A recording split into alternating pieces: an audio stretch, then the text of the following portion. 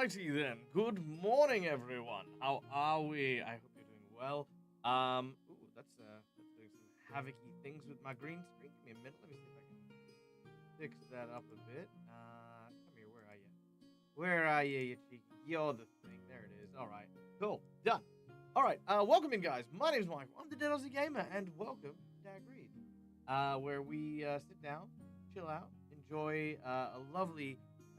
Quiet evening as we read through the novel that we're reading, and at the moment that is Emily Rodda's The Rowan of Rin Saga, a series of young adult books that I enjoyed when I was in high school, and kind of a nostalgia thing. I kind of wanted to go back and reread it. I guess that's kind of it. I do not know what is going on with my green screen. I don't know what my curtain's doing. It's ruining my illusion. How dare you! I'm gonna need to give the green screen a name so I can shout at it properly. Meantime, I'm just going to do that. There you go. You can see this part of my head. But how are you guys doing? I hope you guys are doing well. Let me know. What have you been up to? What's going on? What's new in life? Anything exciting happening in your week? Anything traumatically life-changing? Did you abandon Twitter? All of these things I am vested in. Did you think it's strange that people confuse the Australian accent from the South African accent? Honestly, I've never encountered it, but apparently, according to my South African sources, the South African accent that I do is actually, kind of like your typical bogany kind of version of the South African accent. So when you're talking about the South African accent like this, it's a little bit different to the actual South African that actually you'll hear when you actually travel to Johannesburg and stuff like that. This, that for me is, that's, that's what it is. I do it to annoy my South African friends. I don't know. I've got a few African accents, but unless I've got a good reason, I don't like busting them out. Mostly because I worry about that sort of stuff. Because a lot of my voices are very stereotypical, and a lot of people don't distinguish between stereotype and racism. So there's the whole thing there. You love the music? Great. I'm glad you love the music. Fantastic.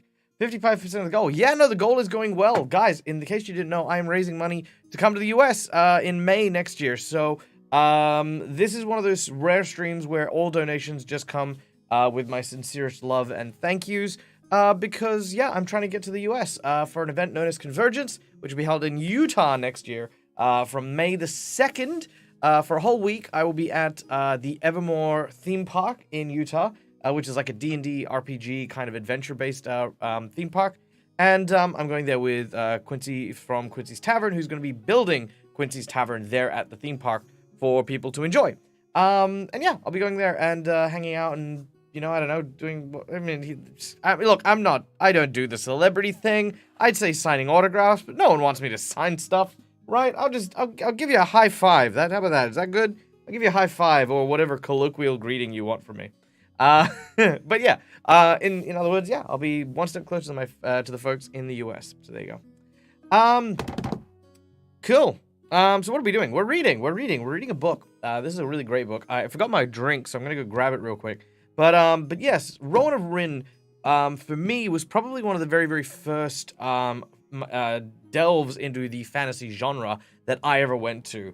When I first read it, I just loved the idea of the most powerful person in a group of adventurers being the guy who didn't want to go, and the kind of very, very shy, very timid character.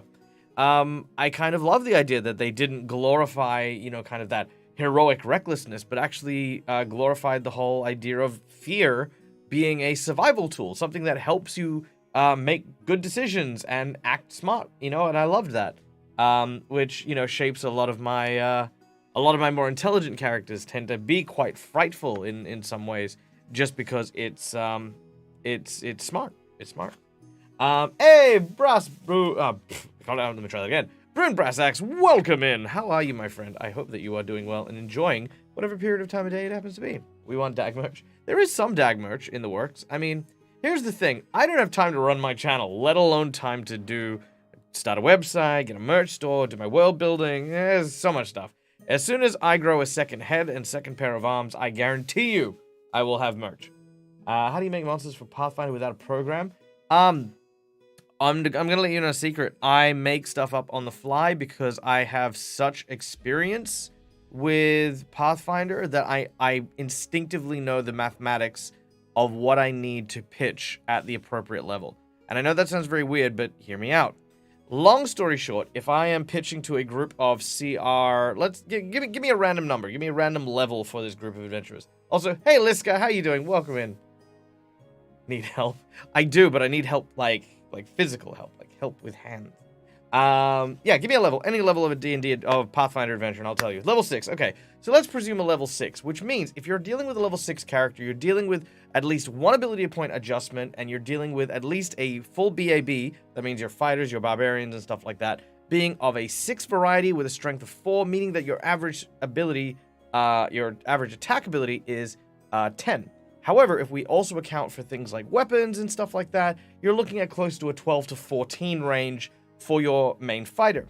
Now, if I want to make something tough, I want to make sure that my fighter has a 50-50 chance of hitting it, because he's the fighter. Anyone lower than the fighter, like the rogues, the monks, will have, like, say, maybe an 8, right? They're going to have a harder time. So that means I need to add 10 to the 24 that they're going to have, so that means I know my AC needs to be 24.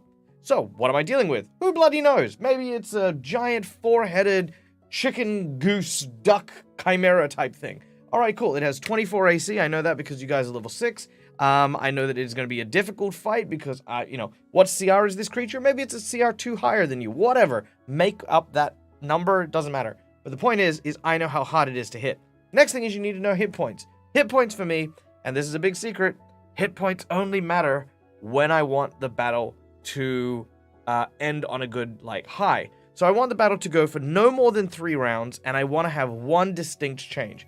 Now, if my group comes in and they land a massive crit, I'll account for that. The massive crit will definitely shorten the fight, but it won't shorten the fight in the same way that having raw and static hit points would be. So it's like, yeah, if you got 60 hit points, I hit you for 80 damage. I'm not going to turn around and say that your 80 damage doesn't count or your 80 damage one hit kills it. I might say that it is going to hit and land a critical strike. It is going to be bleeding on the verge of death and give it the opportunity to back off and recuperate. If it doesn't have that chance to, and the group just piles on with a bunch of successful attacks, I will wear that on myself, and the creature will die. So impact becomes less about a numerical value and more about how in my head I can, visualize or see how injured or uninjured the creature is. Because alternatively, if they land a crit on a creature that I want to make incredibly tough, you land a critical hit. You realize that the damage is not all getting through, and this thing is tough as nails. That sends a message to them, that lets me know how the fight goes, and that's kind of how it is. It's there. Can't hang out much because I need to tend to family, but at least I can lurk. Oh, thank you so much for the lurk, Liska. Liska, have a wonderful day. Please enjoy the day with your family. Family is so important, and go with all the love in the world. But yes, that is the very long-winded answer to your question, Brune, is I know the mathematics and percentages enough to know how to run my encounters there. Special abilities are 90% cinematic. Seriously, if I find, I had a vampire in one of my games who did not need to grapple people because what I made him was I made him a special type of vampire, which is called a Vishkundi. And what it would do is it would breathe in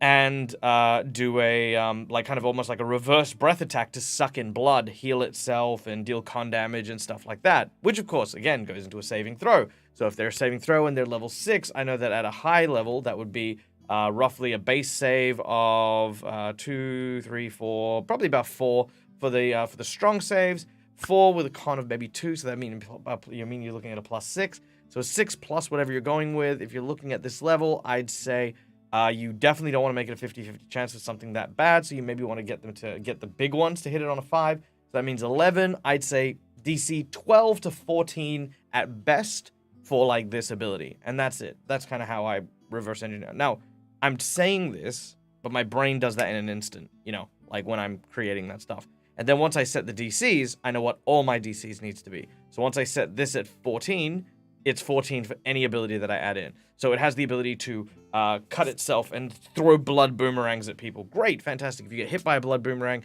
it might poison you. Cool, DC 14 fort save. Or maybe it creates a rain of blood that causes these arrows to fly down. Great. Reflex save, DC 14. Same thing, just applies everywhere. There are cheat sheet tables and stuff like that, but, you know, like, again, if you memorize them or if you have them handy, it's great. Fantastic. There you go. There's DAG on Pathfinder. Okay, I'm gonna go get my drink, and then we're gonna get started. All right? Stay here. Don't go anywhere. Be awesome. All right. Hoocha!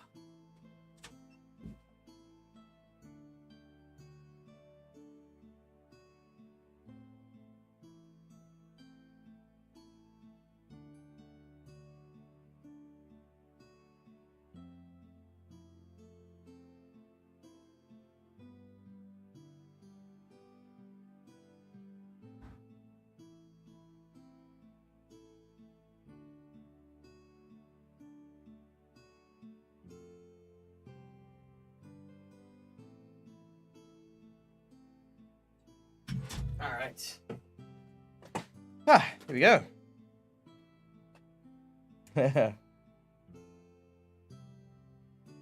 Insight for 4, level 4. Again, level 4 for a full base attack would be a 4 for the attack plus a strength because you only just get the ability score boost. Strength attack would probably about 4, so about 8. 8 to 10, so DC, armor class of 18. Saving throw, probably 4, 5, 6, 7, probably 10 to 11 on that one. Wouldn't be that high for CR4 if it's an even encounter.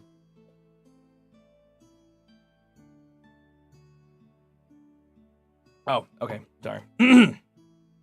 Let's say we kick off. Let's do some reading. Also, thank you and welcome to Tiniti. Oh my god, you're going to challenge me here. Tiniti Rimi. I will do this. Tiniti Rimin Tiri Kla. Tiniti Rimin Tiri Kla. Tiniti Alright, I can do this. Tiniti Rimin. Rimin. Tiniti Rimin Tiri. Rimin Tiri. Tinit. Oh, I'll get this. Tiniti Rimin. Tiniti Rimin Tiri Kla. Yes! I hope I did that right. If I did it wrong, I'm sorry. Welcome and thank you for the follow. I hope that you are well. I hope that you are having a wonderful evening, and I hope I haven't caused you to unfollow from having stuffed up your name so much. All right, here we go. Now, carrying on from where we left off, Rowan and his village had found some mountain berries during the first book and the campaign in which they had climbed the mountain in order to try and restore water to the town of Rin. After a harrowing journey in which Rowan proved his mettle, he still didn't quite feel like he fit into the town of Rin.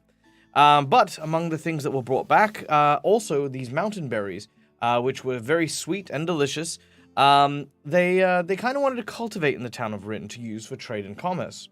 However, the allies of Rin, known as the Travelers, an ancient ally who had helped them fight the war against the Zebak so many years ago, they had recently arrived unseasonably early, and the town was worried that they would get wind of the berries and steal some for themselves, which of course would reduce how valuable they were to the town of Rin.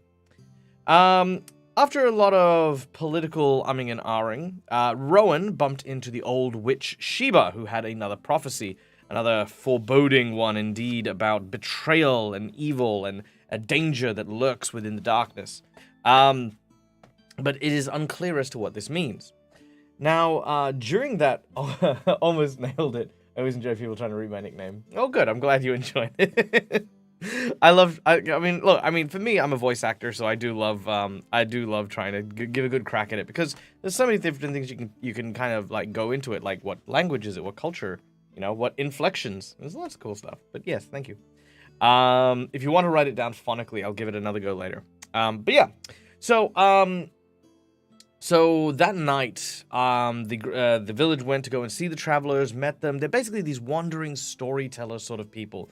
And Alan, who is the baker of the town of Rin, is actually a half-traveler, and he told the story of Rowan and how they climbed up the mountain. This kind of got the interest of the travelers, and, there was this whole thing. But when the travelers wanted to go to the village, they were actually denied access, which kind of created more tension between them. That night, when they went to go and check up on the berries, it turns out that a sleeping sickness seems to have befallen the people of Rin, and everyone has fallen asleep. Even more mysterious, the travelers themselves and their camp have all gone.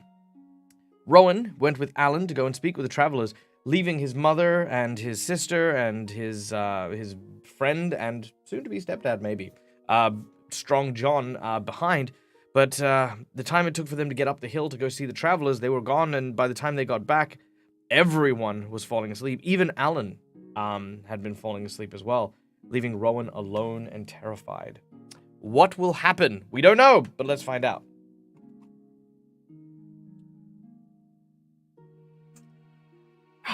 All right.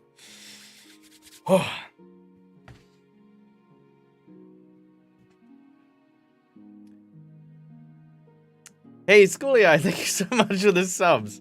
Oh, you bloody legend, you. Actually, how close are we to the subs? Because we have a sub goal where I get to show you guys some dice. 87 subscribers, so we are 13 subs away. 13 subs away from the, from our reveal of the new... Oh, sorry, no, 8 subs. 8 subs, my apologies. Oh, wait, no, we just got the massive sub thing. Yes, we have 8 subs to go. There we go. All right.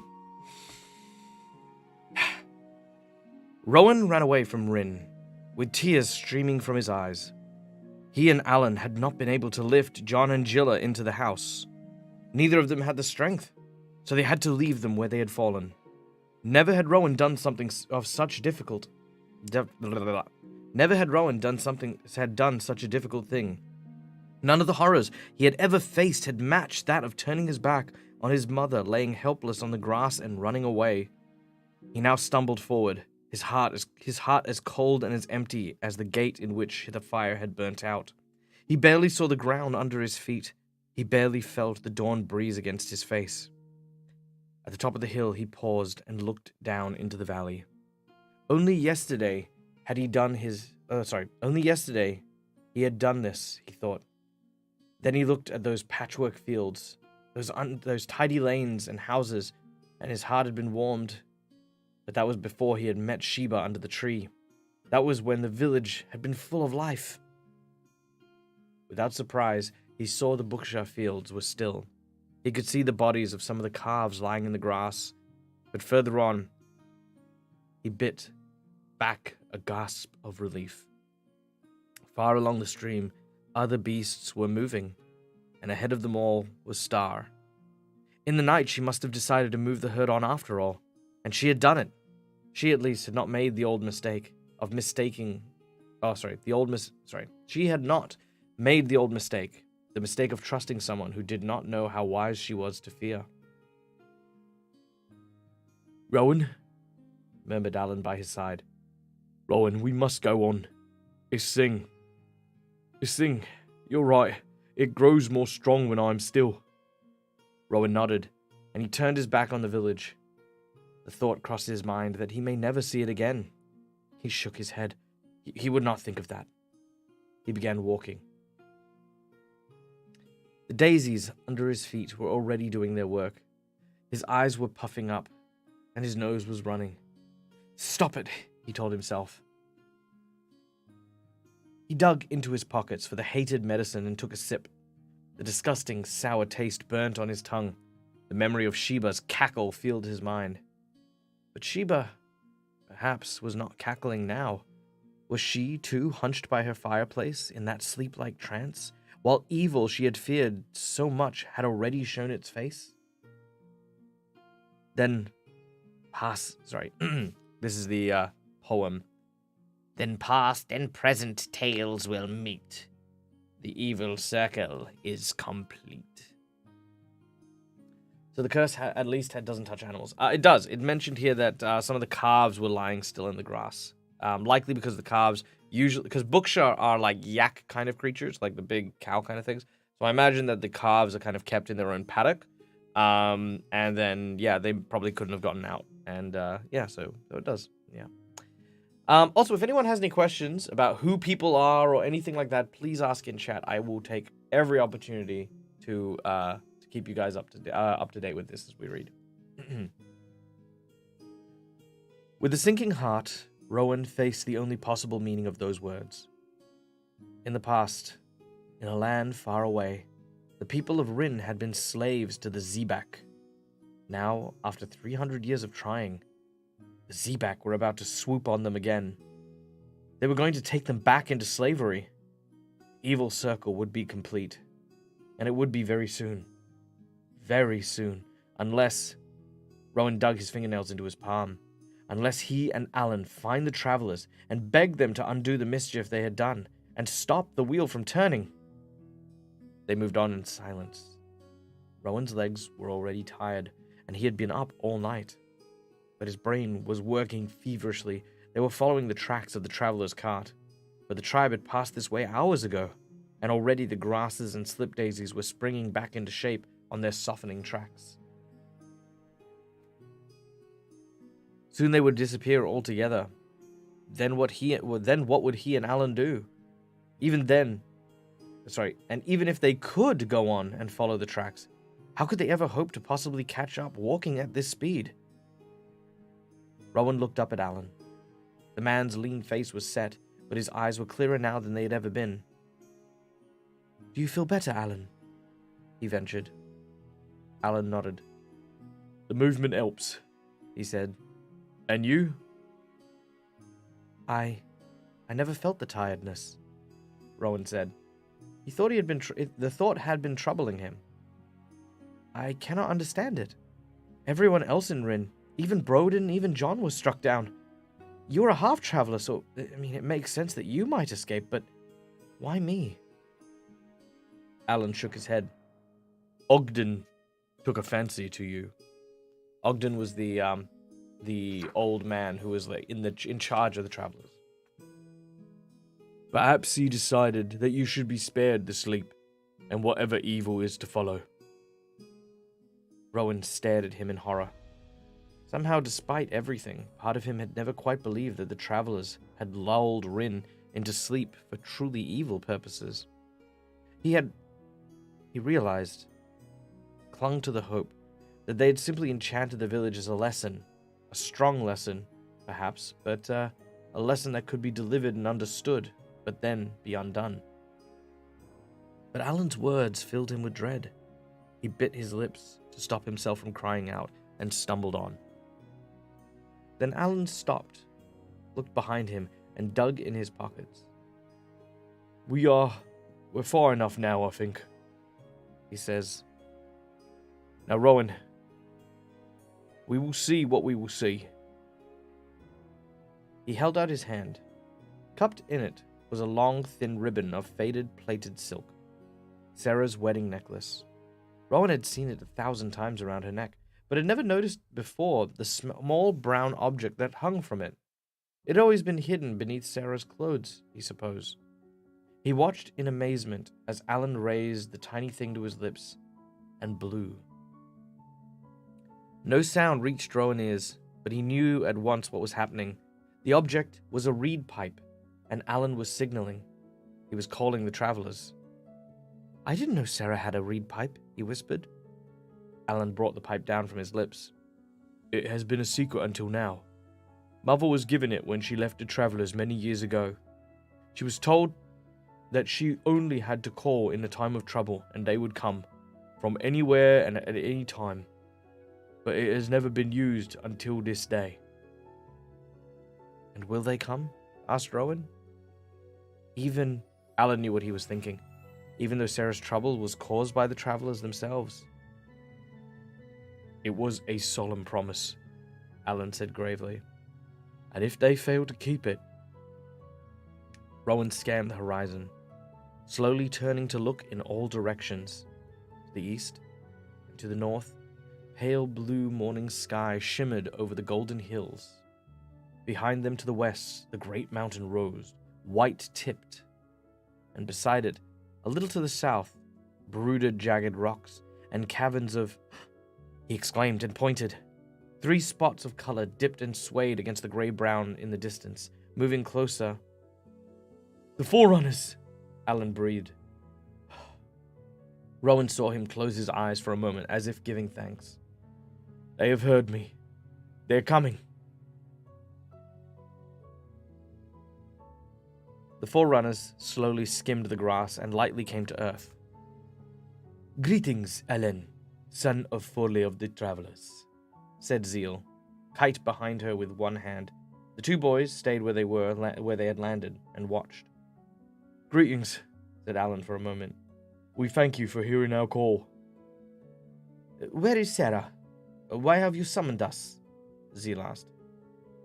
"Sarah is ill. I must speak with Ogden," Alan replied. The forerunner shook her head. Ogden is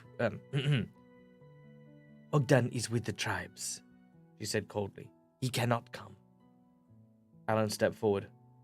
"I must speak with him, Zeal," he insisted. "I claim my right to a hearing by my traveler's blood, by my father's name, and by ancient treaty." He bent and snatched up a slip daisy leaf, holding it out to her. Zeal regarded him with suspicion. She then took the small three-lobed leaf from his hand, raised her pipe to her lip, and blew. She waited. A moment later she frowned and shook back her tangled curls. She had sent a message, and just now received one. Rowan thought in wonder, but heard nothing at all. "Ogden will grant you a meeting," the girl said unwillingly.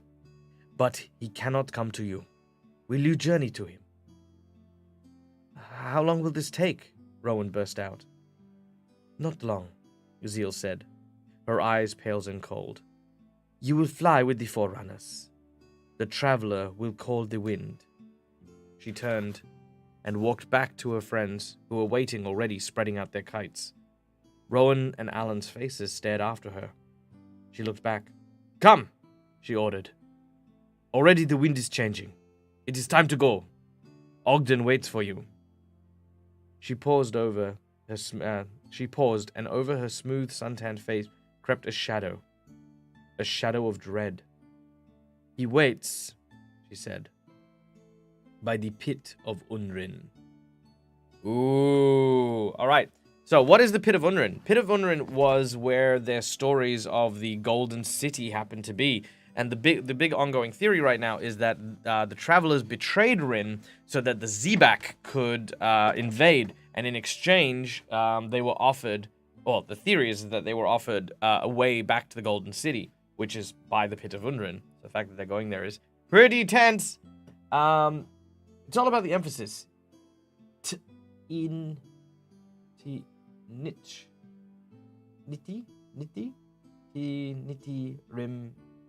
rim e nitri. Nitty rim e nitri. Okay, that's cool. I like that. Hey DAG, hey, what's up, dragon? Dragons are hungry. We must feed the dragons. One moment while I feed the dragons. Dragons are hungry. No dragons are hungry on my stream. No, they don't. We have a command for that. Boom! You eat. Nom. Dragon eats. How are you? Hope you're doing well. I already forgot what happened last week. All of Rin's fallen asleep except for Rowan, Alan, and some of the bookshire. Yep, that's pretty much it. They have journeyed to go and try and find answers from the travelers, and are about to go and see the old man. The guy who leads the travelers named Ogden. But yeah, that's pretty much where we're at the moment.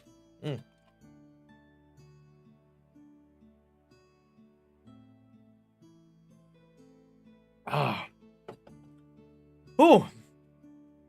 Although, I don't know about you, but I was pretty confident that the people of Rin don't fly, so that's going to be a lot of fun.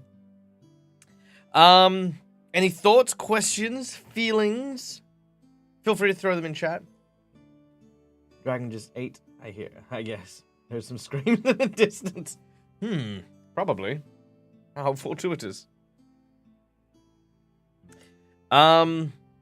Yeah, no, I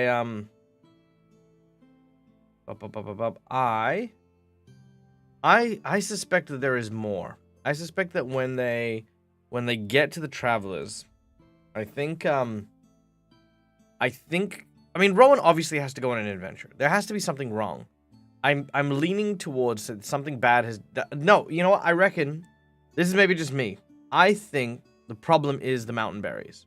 I think the mountain berries have caused them problems, and the travelers know that, but couldn't tell the people of Rin. That's my guess. I'm just taking a wild stab in the dark. Because, you know, like, I don't know. It's just like, what would the travelers have done to make people fall asleep? Why would they have done it? Why would they go and signal Alan, you know, after hearing that? There's so many questions, but that would be my guess. I don't know. Maybe I'm crazy. Maybe I'm mad. Theories! Let's see if I'm right. Probably not. I don't know. As I mentioned, I've only read Rowan of Rin, and I think Rowan, what was the second book? There was third book. I read Rowan of Rin, and I read Rowan and the Keeper of the Crystal. So I've read book 1 and 3. So I actually don't know what's happening, or what's gonna happen. This is something very exciting. Whew, okay.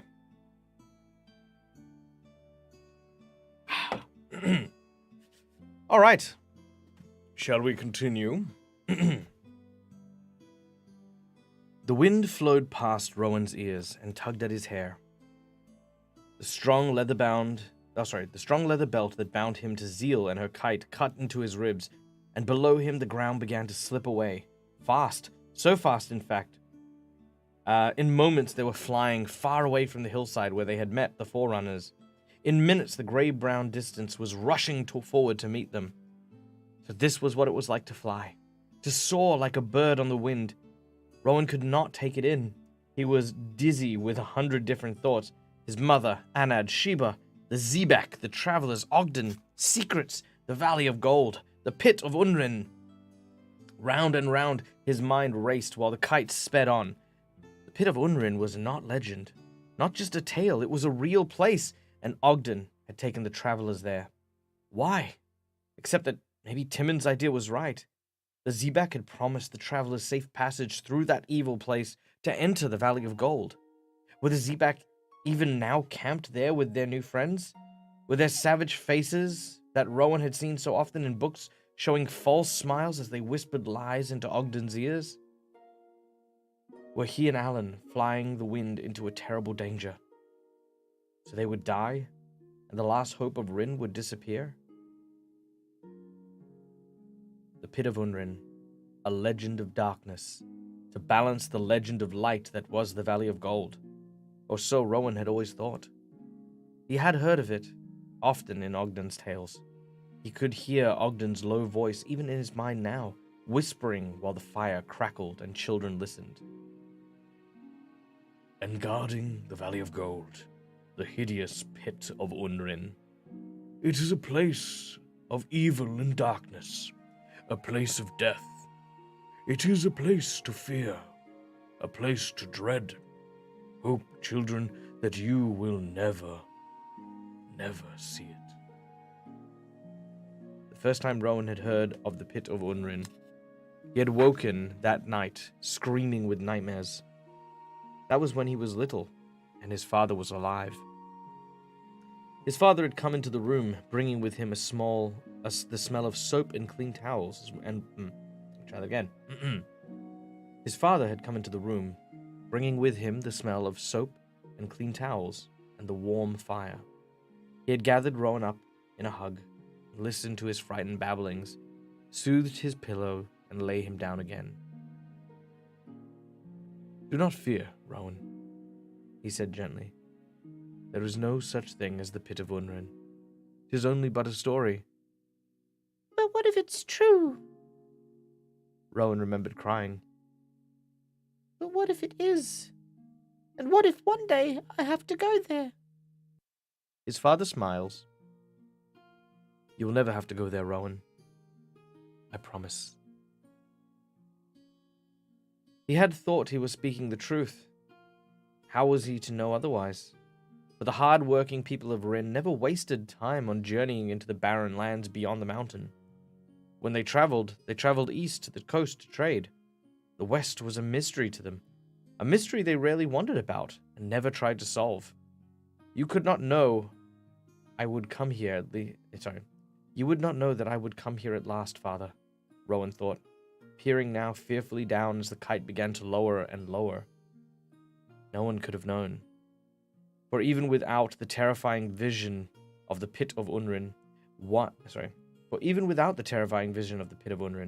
would anyone journey to this barren place? The hardened earth, softened only by a few shrubby bushes, a sprinkling of slip daisies and tufts of spike grass, rose up to meet his dangling feet. There he saw the tents of the travelers pitched ahead, and in the shadow of the mountain, people gathered themselves, watching silently.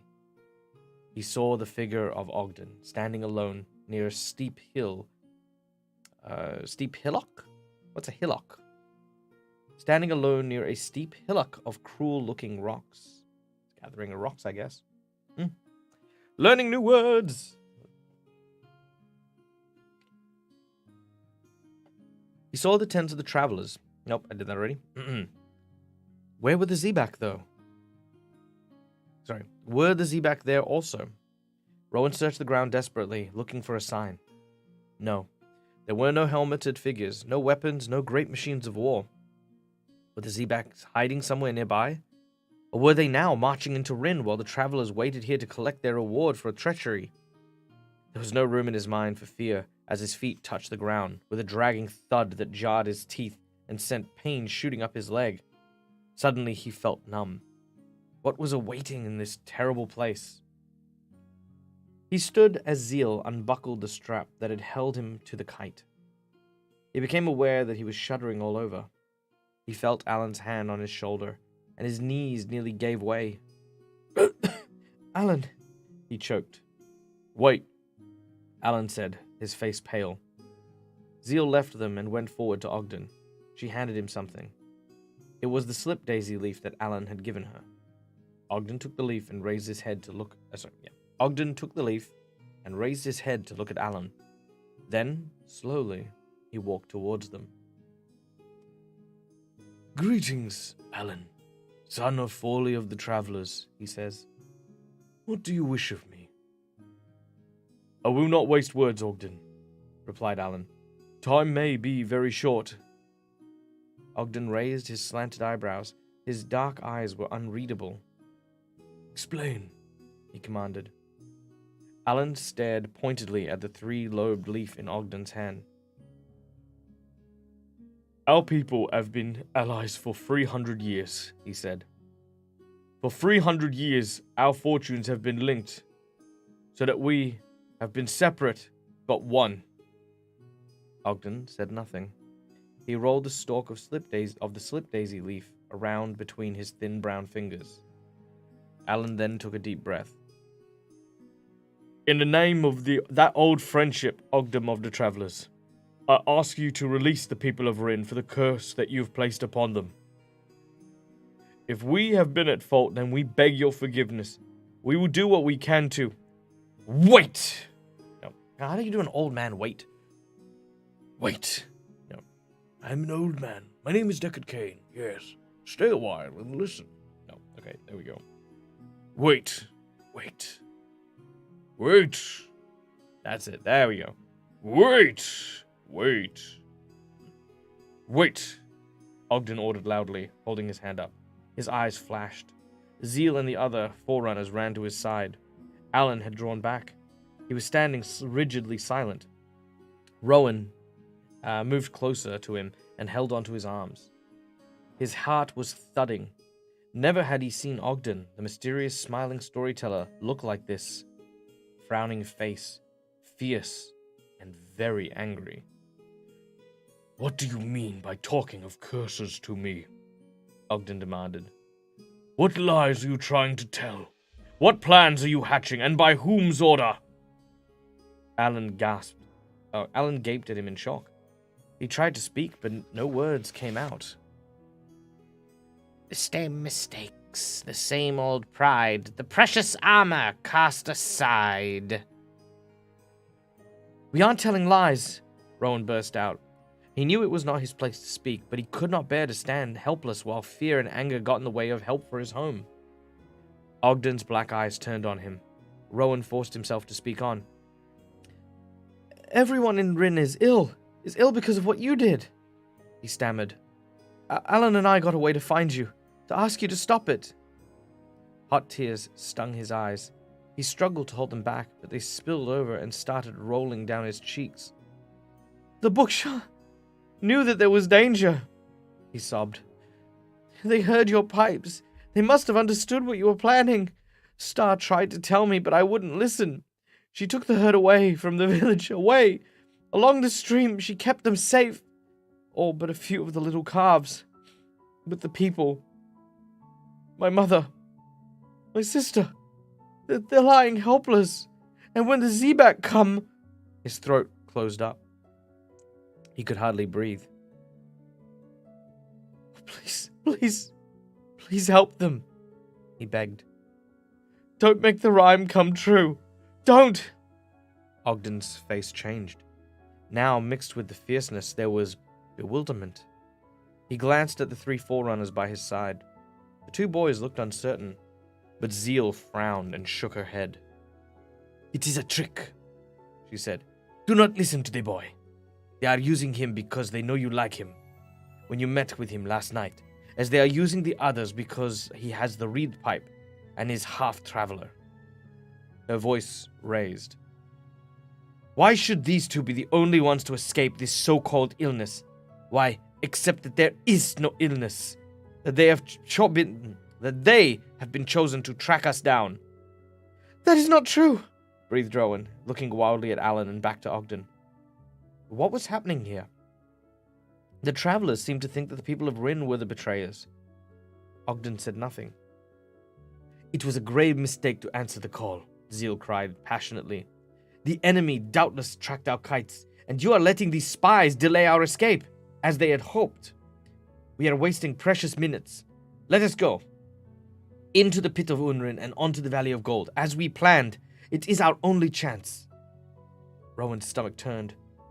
He looked closely at Zeal, the adopted daughter of Ogden the Traveler. He looked at her strong, straight black brows and pale eyes. He looked at her height and her broad shoulders. And now that she was angry, it was as though a mask had dropped from her face. Take away the feathers, the flowers, the long hair, the bare brown feet, the loose, bright silk, and put on close-fitting clothes of grey steel and hard boots, a black streak from hair to nose, and Zeal would be a picture from the house books, a picture of a Zebak. He pointed at her. It's you. You are the enemy. You're the spy. You have whispered poison to the travelers and betrayed us all. You! Why have you done this? Is that a little loud? That's a little loud. Let me soften that up a bit. There we go. And that is the end of the chapter. On to the next one, Darkness and Light. Wow! So the adopted daughter of Ogden is actually maybe a Zebak. Or maybe he's racially profiling. Who knows? I mean, this book was written in, like, what, the frickin'... When were you written, Rowan and the Travelers?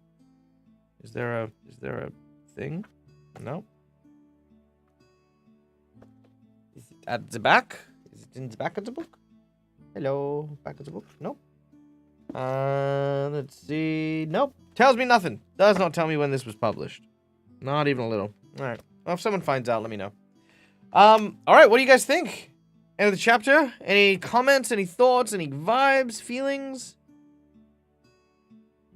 Let me know. This is our little break time where we take a time to catch up and chat and, see what you guys are finding about the book. Most importantly, are you guys enjoying it? I hope you guys are. Also, hey, Crow's Nest. How you doing? Hillock is a noun for a small hill or mountain. Oh, okay. That's cool. 1993. Ugh, wow. Book from the 90s. I don't feel old. Shh.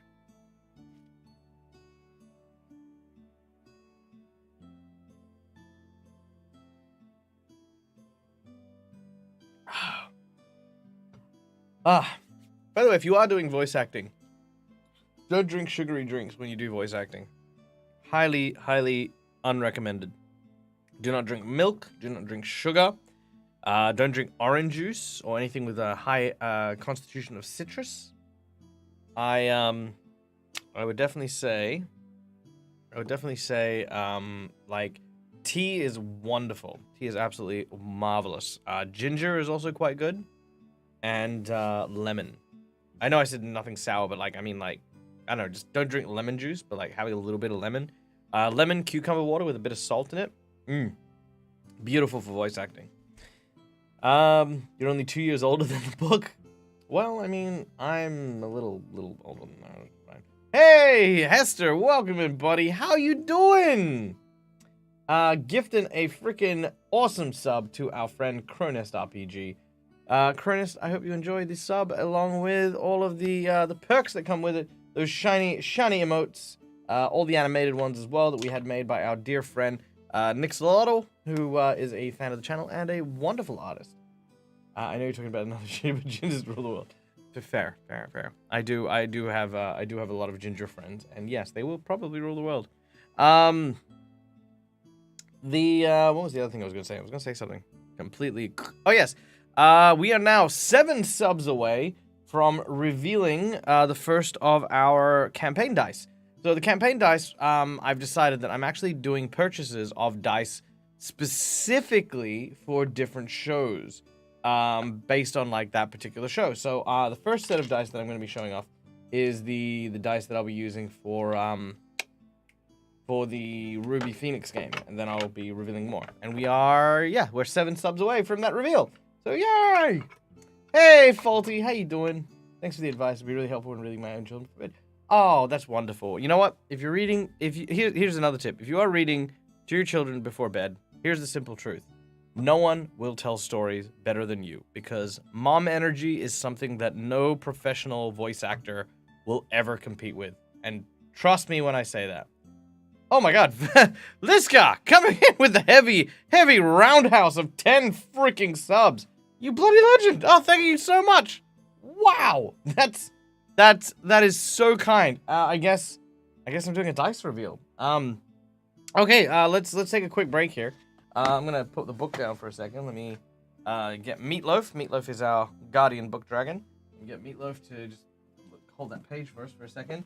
I guess we're gonna be I said something about subs. I did say something about subs. Wow, that's amazing. Thank you guys. And we are close to a hype train, so there you go. Okay, hold on. I need to go get all of them, because now that we're there. So bear with me while I go grab them. So we have the Reign of Winter dice, and we got Curse of the Crimson Throne, Reign of Winter, and the Ruby Phoenix. So I'm gonna get them.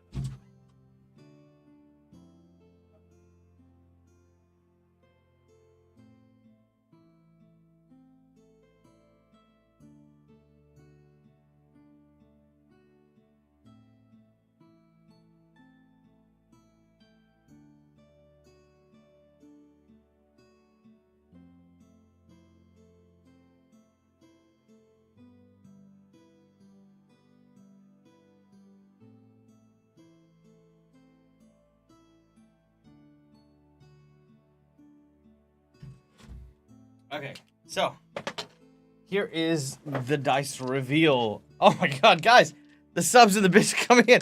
Thank you so much for the cheers, and thank you so much for the bits. Schooly Eye, Dragons Are Hungry, Faulty. Guys, you guys, calm down, okay? This is a reading stream. It's too much. It's too much. I gotta keep my head on straight at some point. Straight to level 4. Jesus, guys. Thank you so much. Dead DAG, that's pretty much it. All right, so let's start with, what do you guys want to see first? Do you guys want to see my Monday dice first? Which is my I guess my like City in Anarchy dice. Do you want to see my Winter dice, or do you want to see my the Japanese Oriental dice? Which ones do you want to see? You know what? Let's do a quick poll. We're gonna poll it. That's how we do it. New poll. Boom. There it is. We'll go with 2 minutes. 2 minutes is fine. Dice reveal.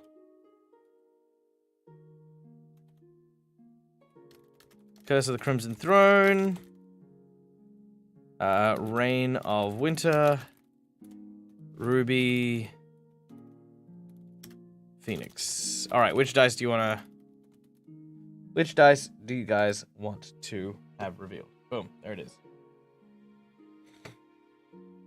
The Japanese ones is the Ruby Phoenix one.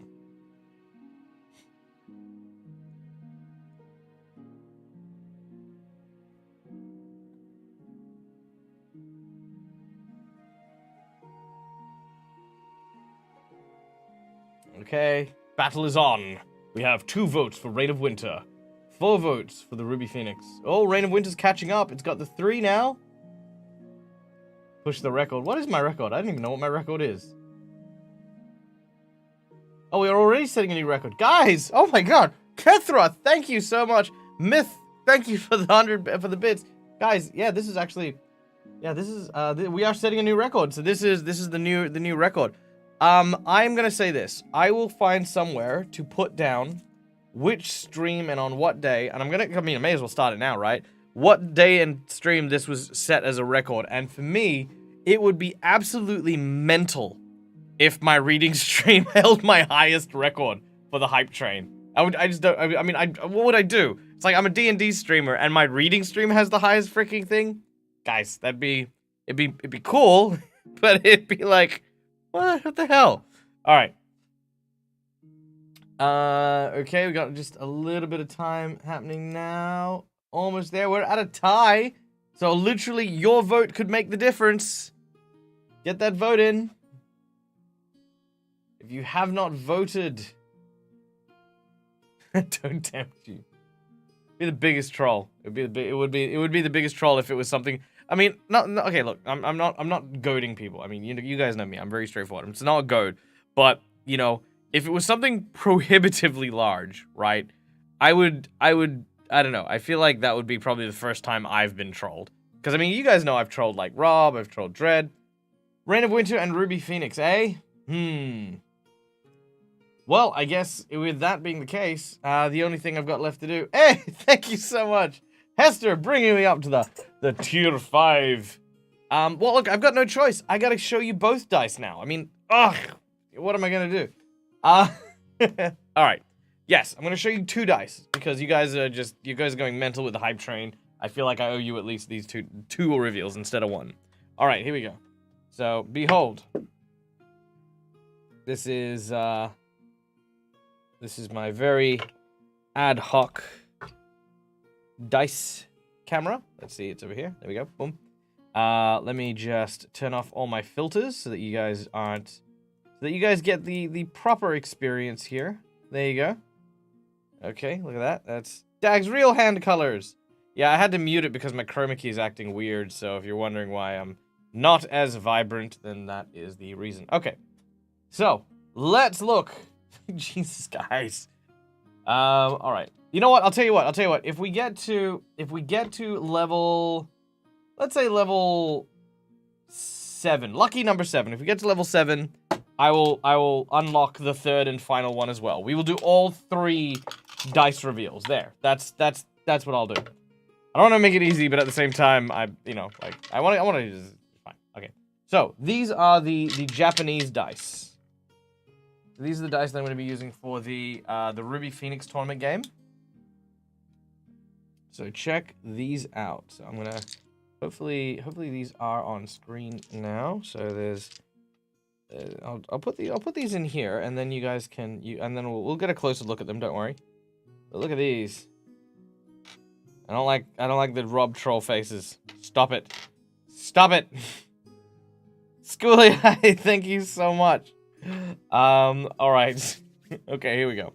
So these are my my Ruby Phoenix dice. Hold on, okay, so now that I've done that, I should go into properties, go to my camera, and go to my focus. Do not autofocus. Let's get these in there. There we go. Look at that. How sharp and crystal clear is that? So these dice actually have little koi in them. Look at that. They got like tiny little kois. Trolling with kindness. That's true. I do tend to troll with kindness. Like you know, helping with the studio for the Viva La Dirtly guys and Dread's fundraiser that we did. You know, yeah. It's really adorable. this is the D20. Nothing special on the 20 or on the ones, but they're, you know, kind of really, really cute. But I saw these ones at PAX while I was looking around, and I thought these were just so gosh darn cute.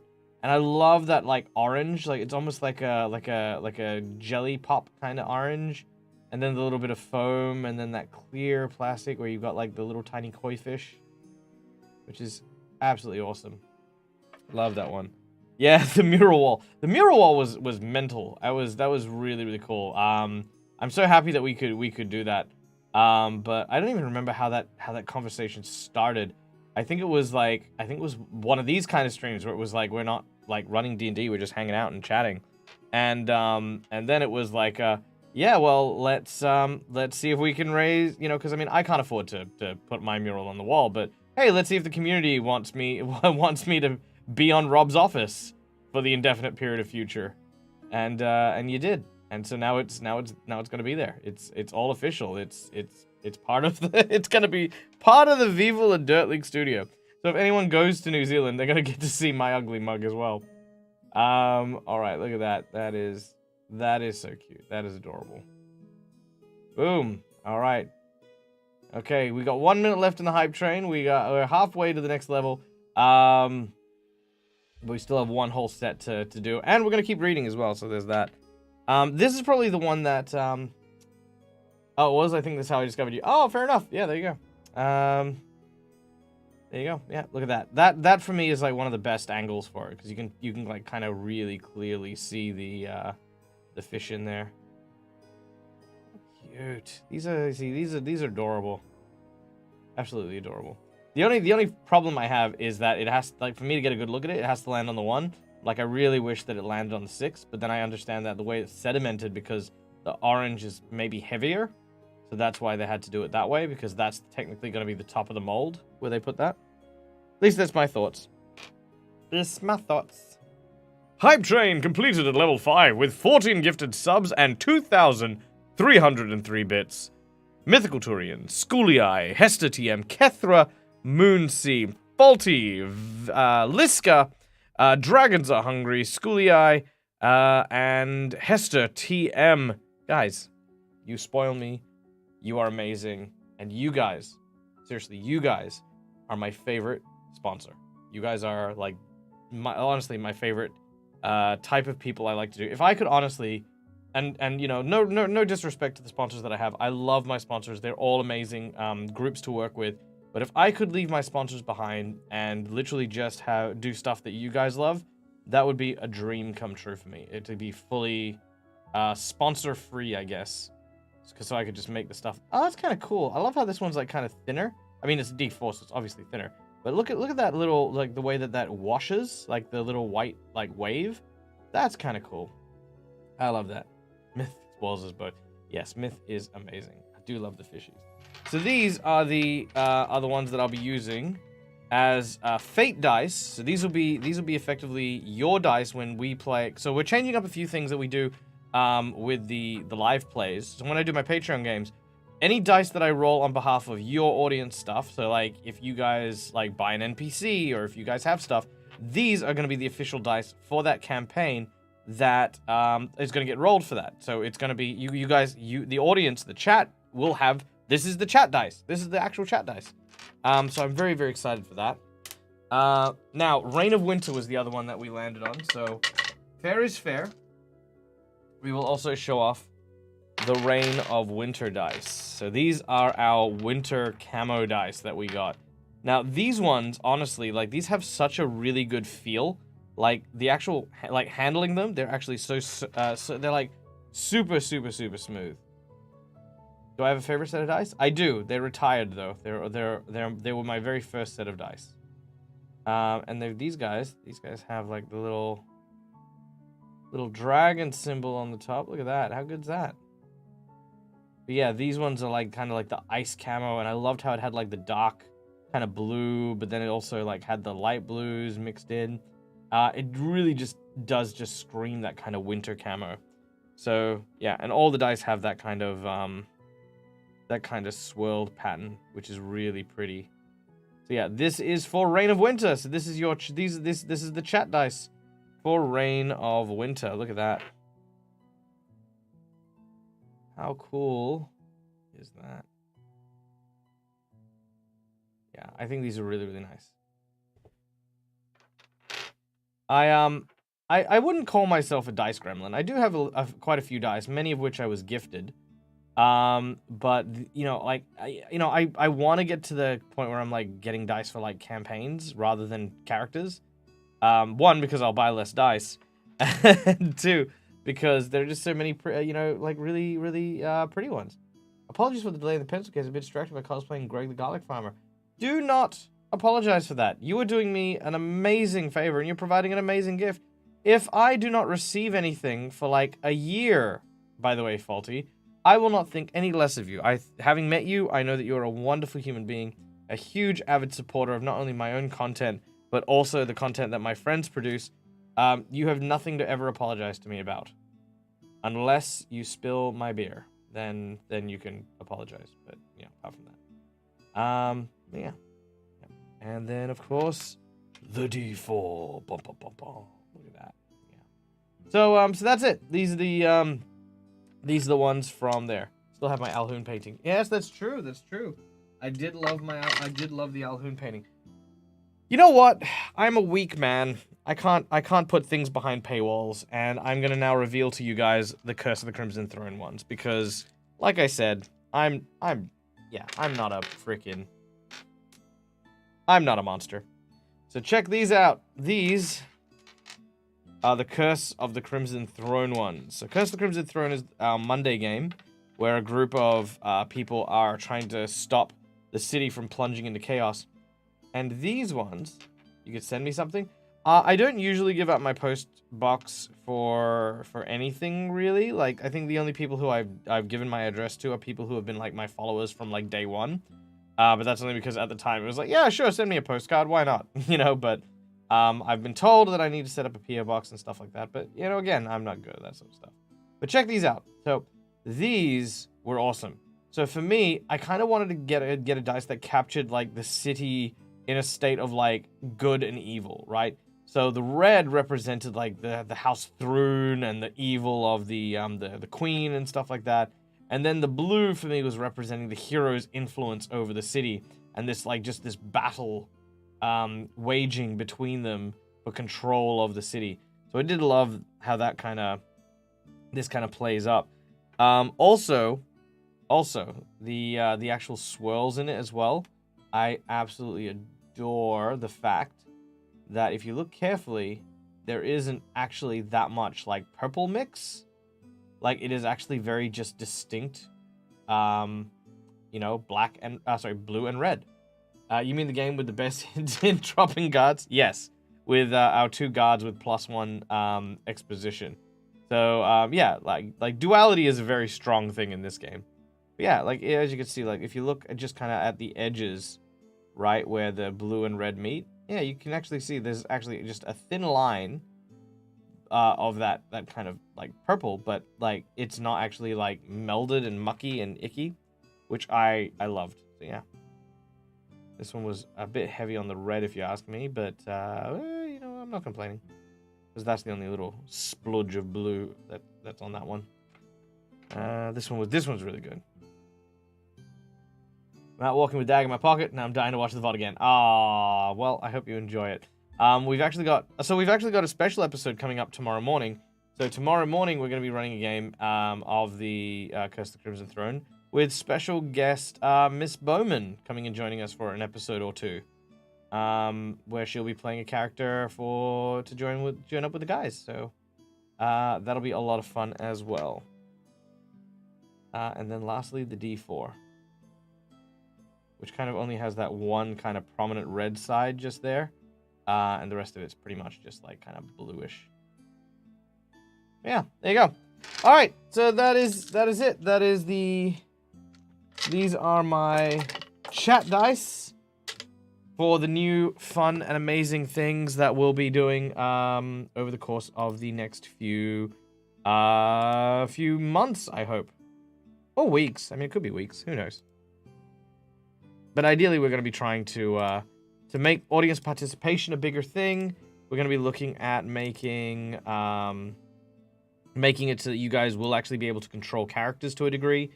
Yeah, just having a absolute blast of a time. There we go.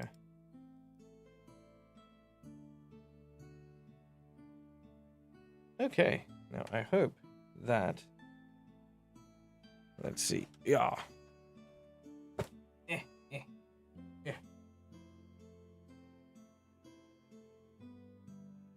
Over here, please. Thank you.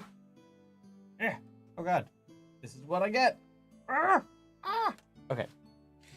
Hey, I actually look better. Actually, I do look better. Maybe I fixed something.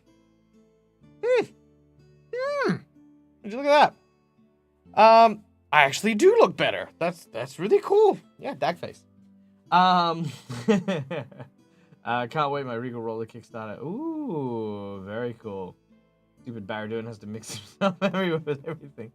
Seamless transition. Thank you, Schooly Eye. Seamless transition. That's exactly what I want. Look, there's a fireplace right there. Boom.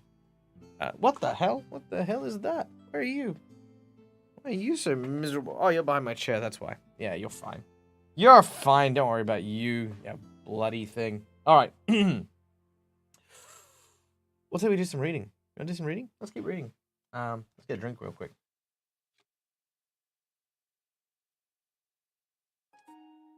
Captain on deck!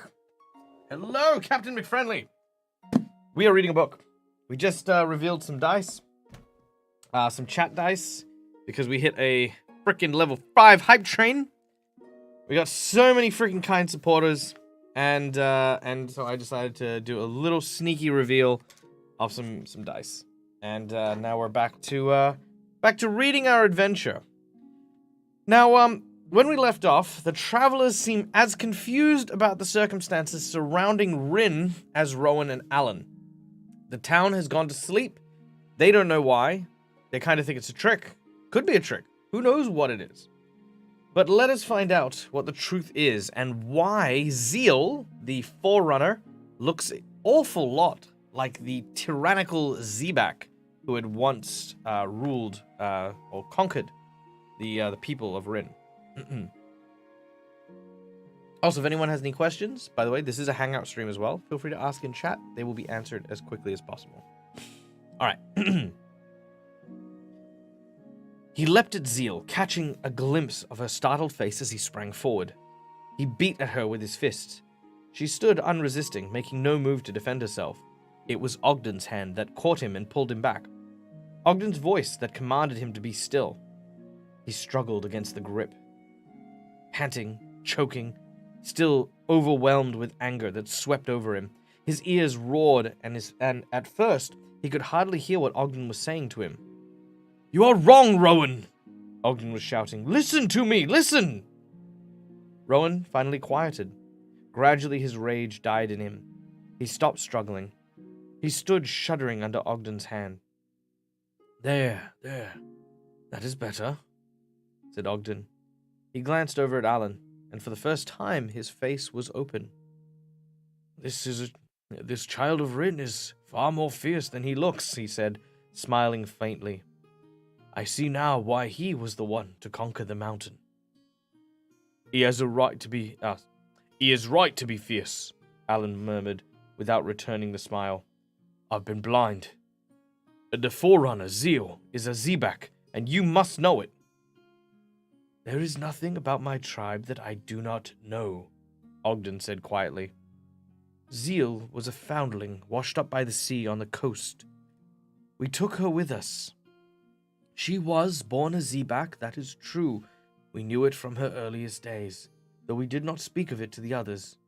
We feared they would react in the same way as our young friend Rowan has just done." He squeezed Rowan's shoulder. His voice was sad. Rowan looked at Zeal. She returned his look proudly, yet he could see the hurt in her eye. He struggled to stay suspicious and angry, but he could not. "Zeal was born a Zebak, but she has been raised a traveler from babyhood," Ogden went on. "She is one of us. She would die for us. If we had an enemy, it is not Zeal, Be assured of this. Zeal has said nothing to me that she did not truly believe, and she has said nothing that I did not fear myself. He pressed his lips together. Be assured of this also, people of Rin. The travelers have done nothing to harm your friends. Then why? Why did you come to us so unexpectedly and leave as quickly without warning? Asked Alan. We came because we felt a wrongness in the land, said Ogden. Simply, we felt a danger. We came to you as friends to see if the trouble lay with you. And when we had come, we felt hardness. We felt secrets and anger under smiling faces. We were forbidden the village and ordered to keep to the hills. But that was just because of the mountain berries, Rowan exclaimed. Ogden paused. The new fruit, he said. But why should that cause your people to close their hearts to us? He frowned. Rowan of the Bookshire, I fear you are mistaken. There must be something you don't know. Something far more... Alan was shaking his head. No, Ogden, he sighed. There is nothing else. The people of Rin... It's hard to understand. I know. They wanted to keep the fruit a secret, so as to breed a great crop that would be theirs and theirs alone to sell on the coast next year. Ogden stared in amazement. But there was no secret, Alan, he said. We knew about the crops when we were still a day's journey away from Rin. We smelt its scent. We saw the stains of its fruit upon the birds. Why would anyone want to keep a source of food a secret? Just for gain? Are you sure? Quite sure, Alan said firmly. If you sensed secret and suspicion in the people of Rin, that was the cause, Ogden. There is no other. Ogden glanced at the three forerunners, who were looking even more surprised and disbelieved than he was. It's incredible, he muttered. I will never understand your mother's people, Alan. Never as long as I live. He spread out his hands. We thought you must have made an alliance with the Zebak against us.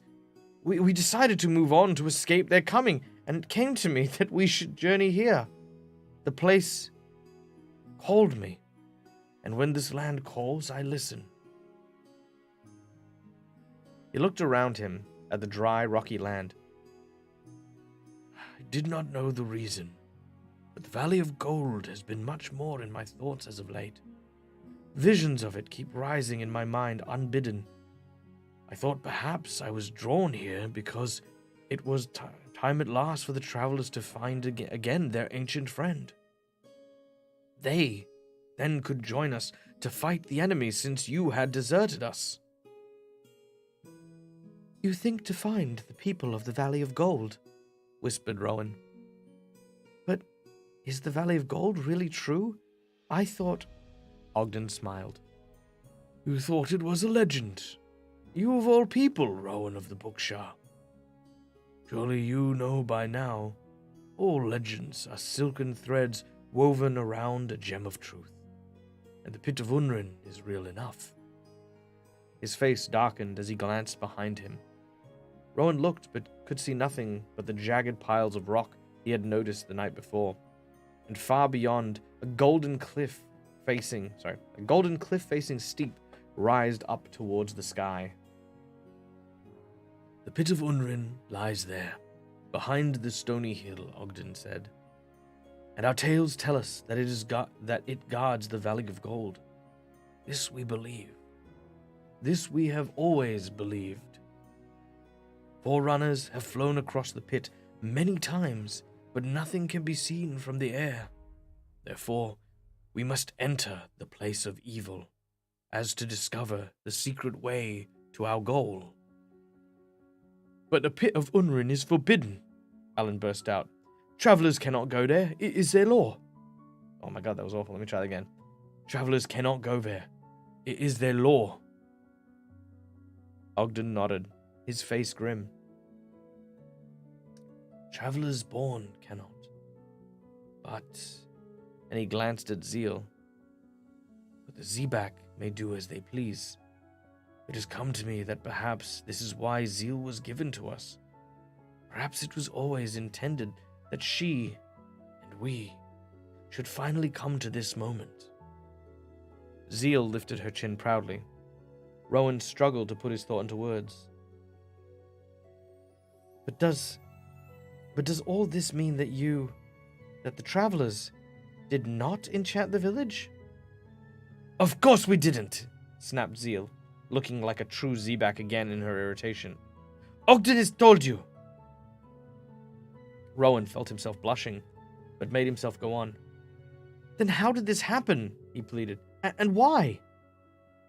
Ogden rubbed his thin hand over his mouth.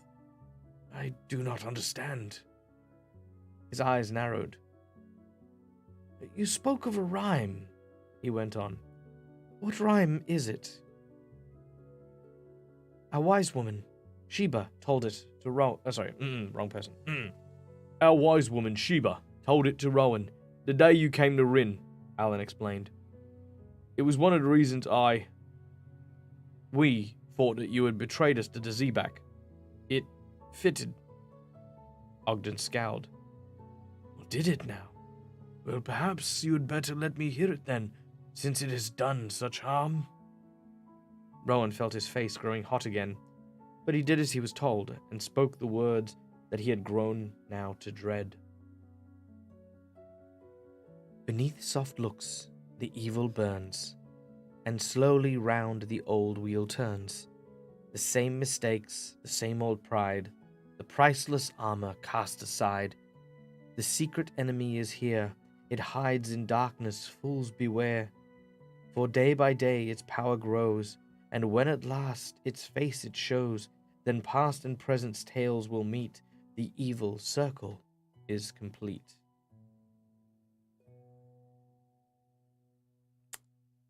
Rowan's voice died away, and Ogden was silent for a moment. Then he turned to Alan.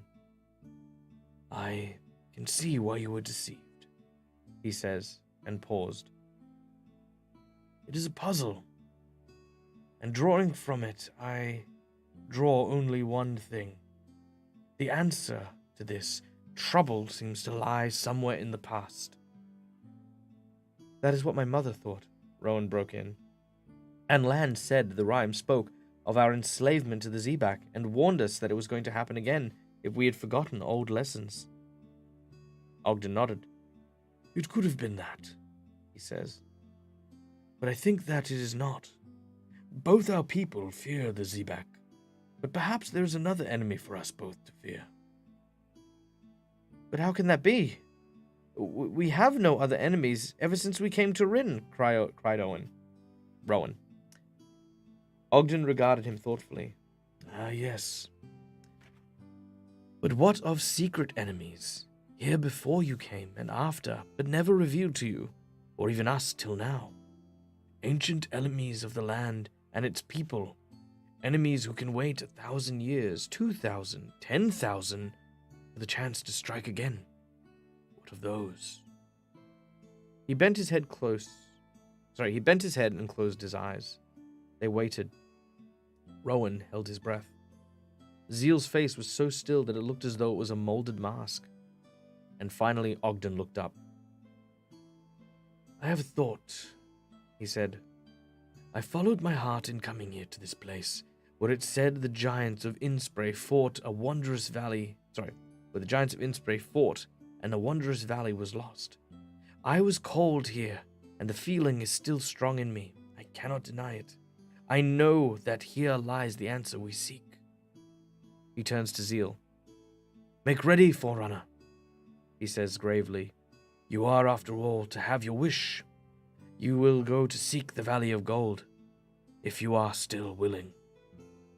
She nodded, her face paling.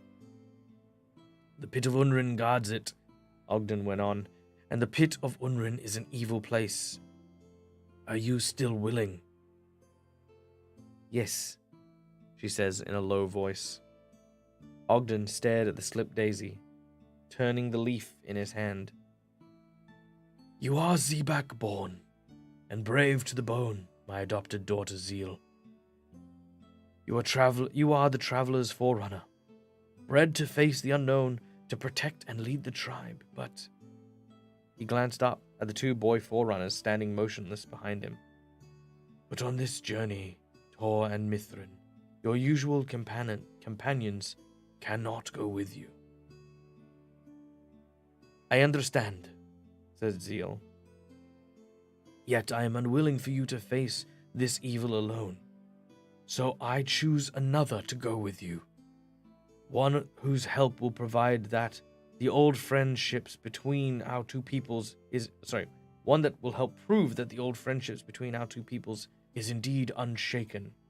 One who's also followed his heart and who has proven that he can face fear and danger in the quest. He turns and hands the leaf to Rowan.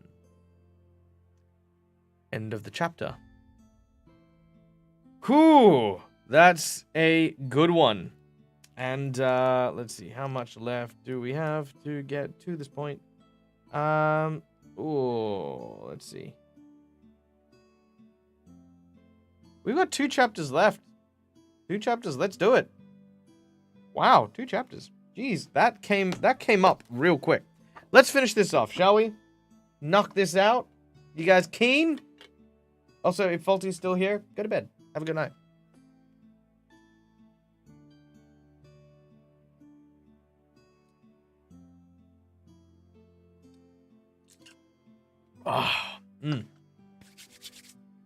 I love it. Man, this is getting tense. Although I'm kind of like, there was a lot of setup for this book, and I can see why it wasn't as popular. Like, it seems like we've only just gotten to a point where we're getting any answers for stuff. You know what I mean? Like I would imagine 2 chapters to get through the pit into the Valley of Gold, find out the secret, and cure everyone, and come back. It's like there's 2 chapters actually doing the thing. You know what I mean? Everything up to that point was like a murder mystery almost, and we've only just learned that the one suspect we've been following hasn't really shown up.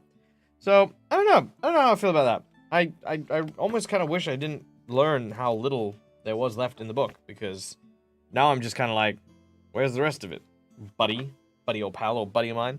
I mean, maybe it's setting up for something in the other books. Maybe it's setting up the idea of the Zebak and how much they hate people. But, I mean, maybe it's introducing the Travelers because they'll come back in a new book.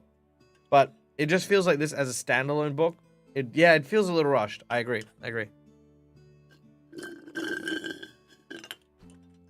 Delicious. All right.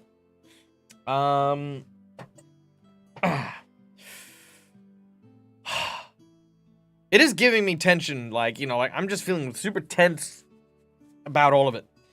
But I'm really keen. I really want to know what's in there. I just hope there's something, you know. I hope it's not a case of like we walk in, we find the thing. Congratulations, high fives. You know, like I hope there's something. Okay.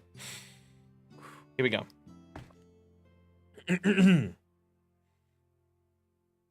First book did have a lot of lead up, and then the final interaction with the dragon was almost a bang you miss it. Yeah, that's true. I agree. But I mean, what were they supposed to do? It's not like Rowan's a warrior, so I mean, there was that kind of like really exciting one bit in the book. Yeah, look, maybe you're right. Maybe this will do the same thing. Maybe it'll do the same thing. We will have to find out. All right.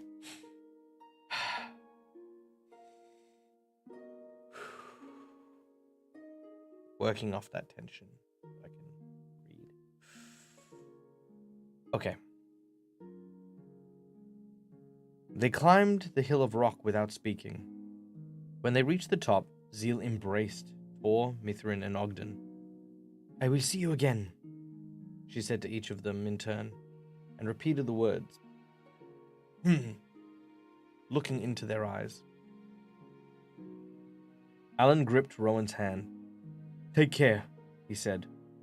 Then he caught Rowan's arm and hugged him. Take care, he repeated. Go now, said Ogden softly.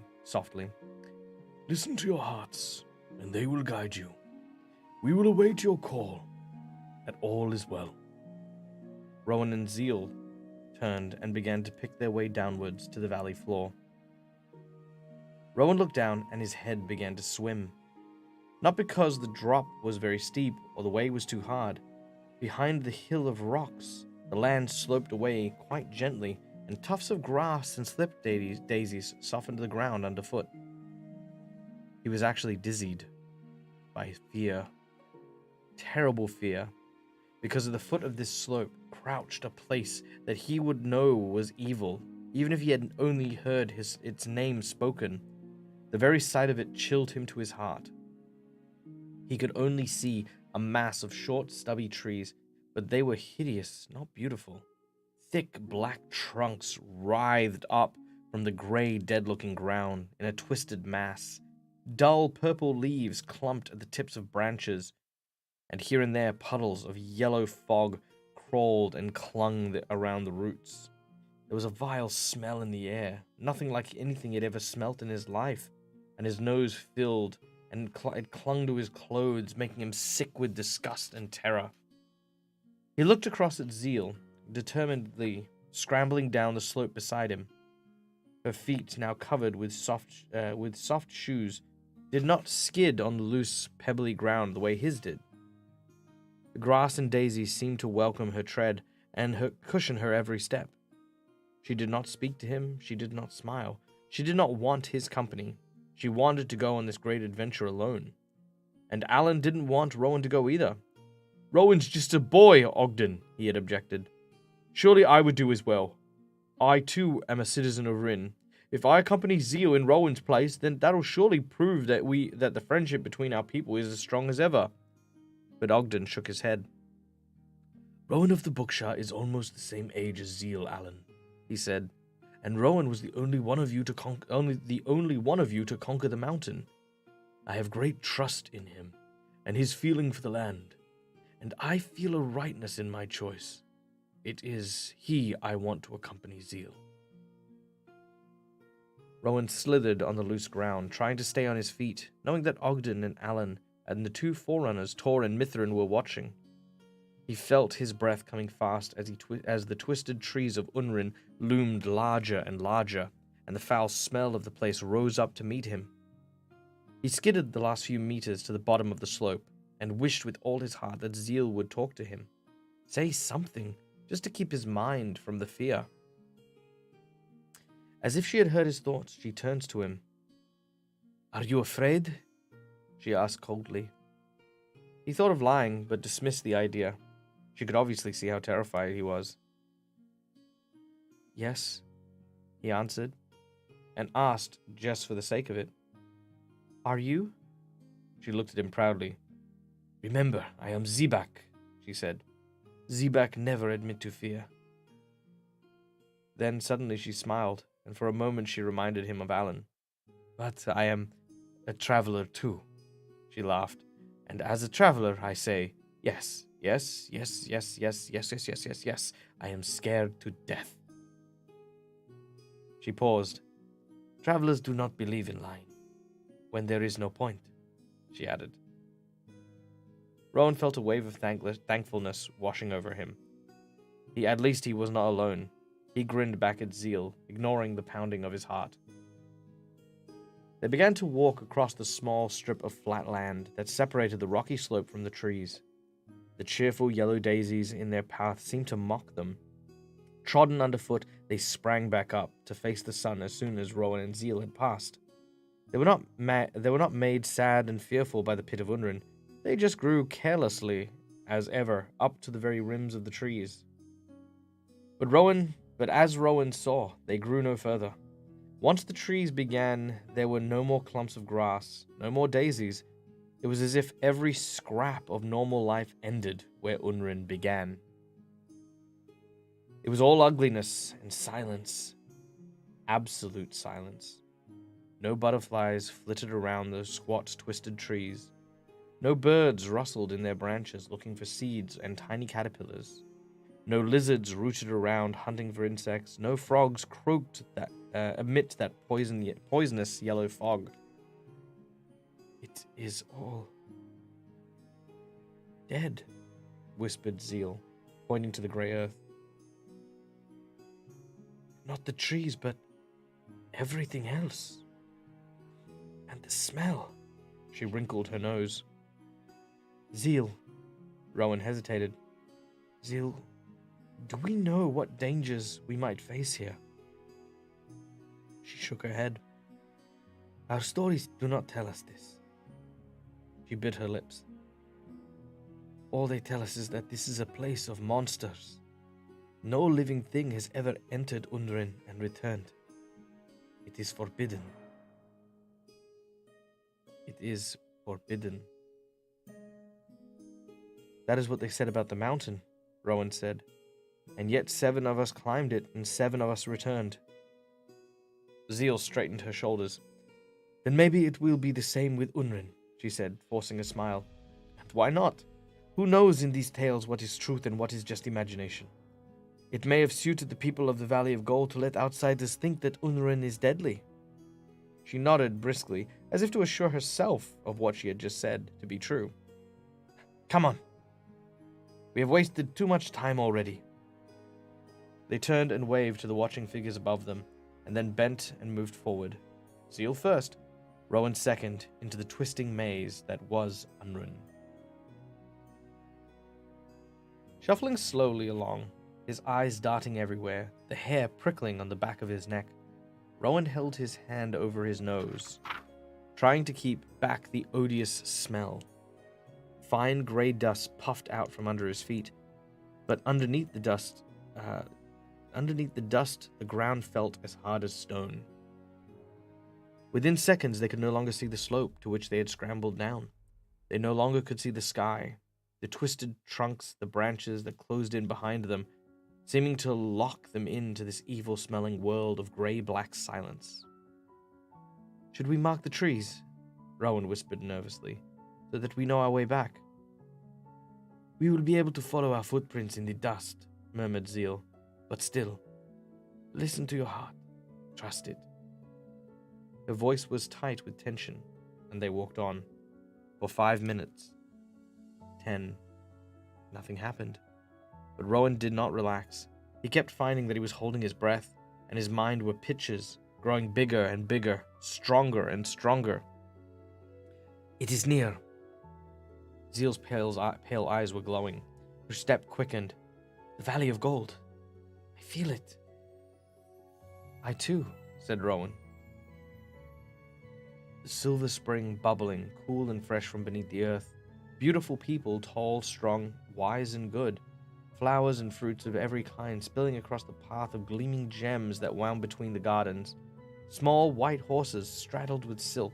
Houses painted with beautiful patterns, each one different before each house. Also, a golden bird with an owl and emerald eyes. A fabled place of good, guarded by a place of evil. Voices whispered to him from the past, clouding the bright picture that he now had in his head, piercing them instead with dread. A place of evil and darkness, a place of death, a place to fear, a place to dread. Do not fear, small Rowan. But what if it's true? What if it is? What if one day I have to go there? You will never have to go there, Rowan. I promise. Something was watching them. Rowan could feel it. Something knew they were here. Something was waiting. Waiting.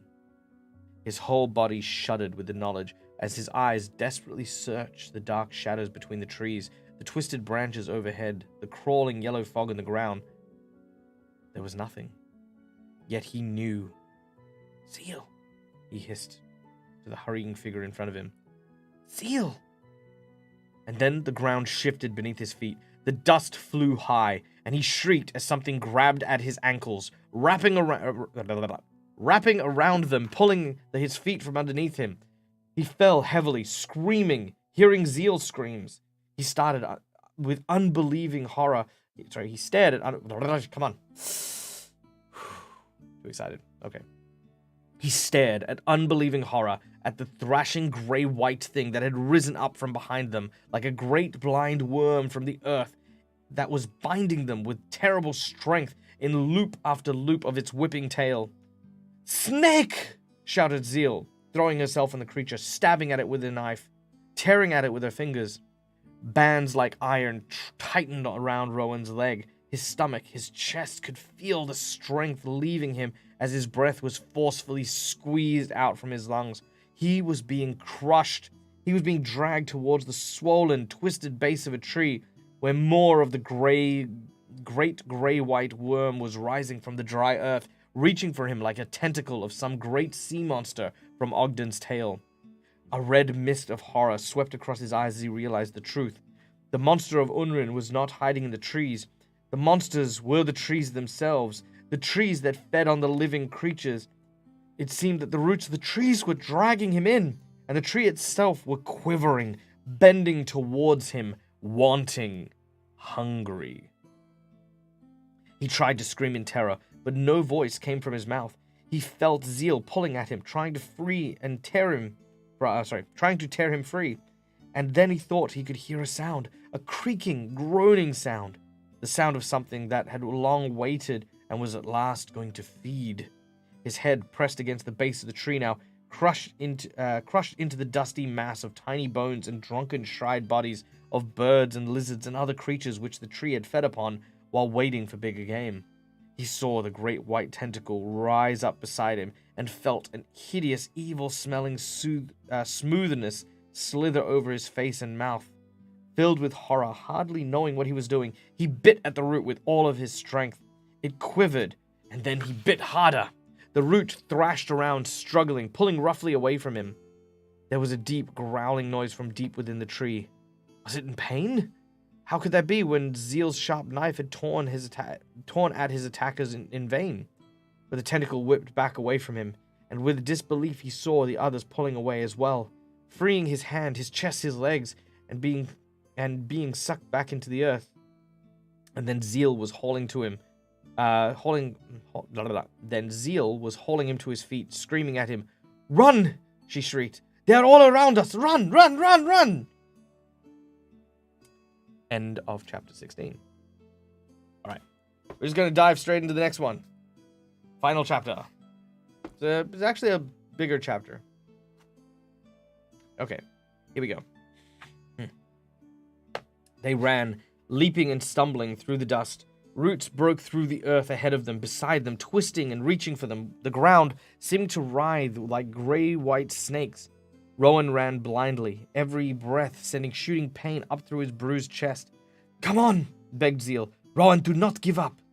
She caught his hand, grasping it tightly, dragging him on with her.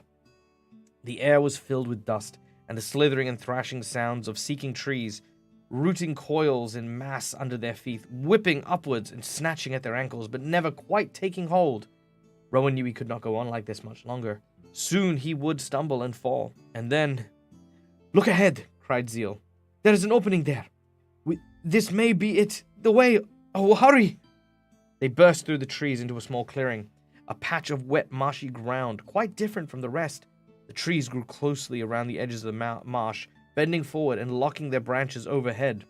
Rowan and Zeal waded into the sticky, muddy, gray substance. Pebbles and larger stones held in the ooze bruised their feet and knocked against their bodies as they struggled towards the center. They stood there together, panting, clinging to one another. "We cannot stay here," gasped Rowan. "They know where we are. They're coming for us." He shivered all over. The mud was heaving and alive. The tree roots were slithering through it like white eels searching for them. "Rowan, I see a light!" screamed Zeal, suddenly pointing. Rowan looked up but could see nothing. Nothing but mud and trees wriggling their seeking tendrils towards them.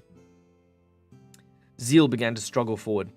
"Rowan, look ahead. Can you not see? We're nearly there. We're nearly at the end of the trees."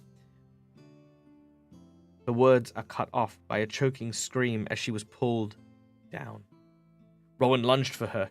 He pulled her head and shoulders out of the suffocating mud. He struggled desperately to free her from the strangling tentacle now bound around her chest. He felt a big stone against his leg. He pulled it, dripping out of the marsh, and beat at the tentacle with it, battering it, clawing it, and biting it at the same time, refusing to give in. It jerked and let go. Sobbing and choking, Zeal and Rowan flung themselves forward. Rowan looked up again. Now he too could see what the forward runner's sharp eyes had seen before, a light glimmering faintly up ahead. He felt the ground harden under his feet. The marsh was ending. The trees were ending too. He could see the towering cliff face. It was shining golden in sunlight. "Zeal, a few more steps!" he shrieked. "Zeal, come on!" They ran forward, leaping clear of the last grasping tree root, clambering up the jagged golden rock while the roots writhed up after them, lashing and twisting. Rowan turned and beat uselessly against them with the stone he still held in his hand. "Don't try!" gasped Zeal. "Climb! There's a ledge higher up. We should be safe there. Don't look down! Don't look down!" Rowan pushed his aching body, every moment expecting to feel a lashing tug on his ankle that would send him crashing to the ground below. He saw Zeal reach the ledge and turn to him, stretching out her arm. With the last bit of strength, he held up his arm and felt her pull him to safety. He then fell back on the hard rock, and blackness closed in over him. Rowan opened his eyes and saw a blue sky. He heard the sounds of birds and took a deep breath of sweet air, wincing with pain. Every bone and muscle in his body seemed bruised. "You all right?" Zeal's voice was brisk as ever, but when he looked at her, he could see that her eyes were warm. He nodded and shook his head. "I don't know," he said finally. He sat up and groaned, brushing the pebbles and wet filth from his arms. The big muddy stone that had been his weapon lay against a tree beside him. He picked it up and put it on his lap, patting it thankfully. The girl watched him, her face serious. "You saved my life," she said. "My people owe you a debt." "No, they don't," said Rowan. "You saved my life too. We're even." She peered over the ledge to the trees of Unrin, crouched below. "No," she answered. "You saved yourself. Nothing I did helped. It was when you bit at the tree roots that it let you go." Her pale eyes turned to him. "You're stronger than you look," she said thoughtfully. "Ogden was right to send you with me." Frowning, she began to scrape the pebbles from her soft shoes, black and soaked from the marsh. Rowan rubbed the stone. It felt cool, smooth, and comforting under his fingers.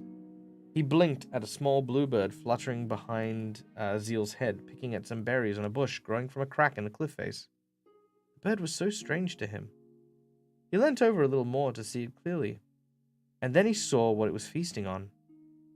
A mountainberry bush? Now he realized what the sweet smell was. Rin! An agonizing jab of fear ran through his body. The danger he had faced had driven everything else from his mind, but suddenly he remembered why they were here, why they had faced the terror of Unrin in the first place. "Zeal!" he exclaimed, trying to get up and falling back. "Zeal, how long have we been here? We have to move on. We have to find the Valley of Gold. We have to..." Zeal shook her head. Her mud-streaked face was grim. "I'm so sorry, Rowan," she said gently. "What do you mean?" "I've called to the others to come for us. I've told them we have failed." "No!" Rowan looked around wildly. No, listen! Ogden said it was here, just beyond here, beyond Unrin, and the mountainberry bush that grows there behind you. How could it have come here unless the people of the Valley of Gold brought fruit down from the mountains long ago?" "Ogden does not know everything, it seems," said Zeal. Rowan would not give in so easily. "But we felt it was near, Zeal. You felt it, and so did I. The entrance to the valley could be down there. Anywhere along the base of this cliff. It could be..." Zeal shook her head. "Our visions were but a dream made by hope and fear. Valley of Gold is not here." There was a terrible sorrow in her face now. "How often we have looked down from the cliff tops, believing, but we were foolish to believe. From this ledge you can see the whole of the cliff face, as you cannot see from the top. Look and see for yourself. There's no caves, no tunnels, no rocks, nothing." Rowan hung his head, so she could not see the desperation on his face. He could not believe this was happening. Zeal's voice went on. So, the Valley of Gold was a legend all along, she said bitterly. It never existed. It was never going to help us. It was all a lie, a tale to amuse children around the fire. Rowan gripped the stone, rubbing it, looking for answers. Maybe it's somewhere else, he muttered. Maybe if we try. He broke off, staring at the stone beneath his muddy fingers. His heart pounded, and he gave a strangled cry. What is wrong? Barked Zeal, dropping her shoe and starting to her feet. Rowan looked at the cliff face glimmering gold. He looked down at the evil trees of Unrin and the stone that sat in his lap. He reached out with trembling fingers and took a handful of muddy pebbles from the ledge and picked others from his clothes and rubbed them between his hands. He then saw a bright flash of color shine through the black coating. A wave of pain washed over him, and he bent down, hunching over. Rowan, what is it? The girl shrieked. Have you gone mad? All right, so we haven't found the Valley of Gold, so Ogden was wrong about everything. So it was a legend all along, and this is sad for all of us. Her voice began to tremble. But we must face it as the others must, and we cannot try to help your people. Ogden was not wrong about everything, Rowan breathed. You were wrong, Zeal. The Valley of Gold is not a legend. We found it. Zeal stared at him, shaking her head in disbelief and fear. We found it, Rowan repeated, staring down at the twisted mass of black trees below. We have seen its golden walls. We huddle on it now. We have walked its jeweled paths. Their gems are sticking to our shoes and clothes. We have crossed its silver springs. Its mud and ooze cling to us. He held up the big stone, cleaned of the sticky mud, and its shape was clear, and streaks of its true color now glint in the sun. It was a golden owl with emerald eyes. Rowan took a deep breath, a deep, shuddering breath. The pit of Unrin does not guard the Valley of Gold, Zeal. The two are one and the same. I do not understand. Zeal shook her head over and over, looking at the gems slipping through her fingers, and then stared down into the dark mass of Unrin. How could this have happened? How did no one know of it? It happened so long ago, Rowan said, remembering the stories. The travelers were on the coast fighting the Zebak. They returned after years away. The new place they called the Pit of Unrin was here, and the valley they knew had disappeared. And by chances, rocks had fallen from the mountains to make things look different. Perhaps they made up the story of the giants of Inspray to explain it. Who knows? But the valley, the people, exclaimed Zeal. They were supposed to be so clever, so wise. How could they let their homes be overtaken by such an enemy?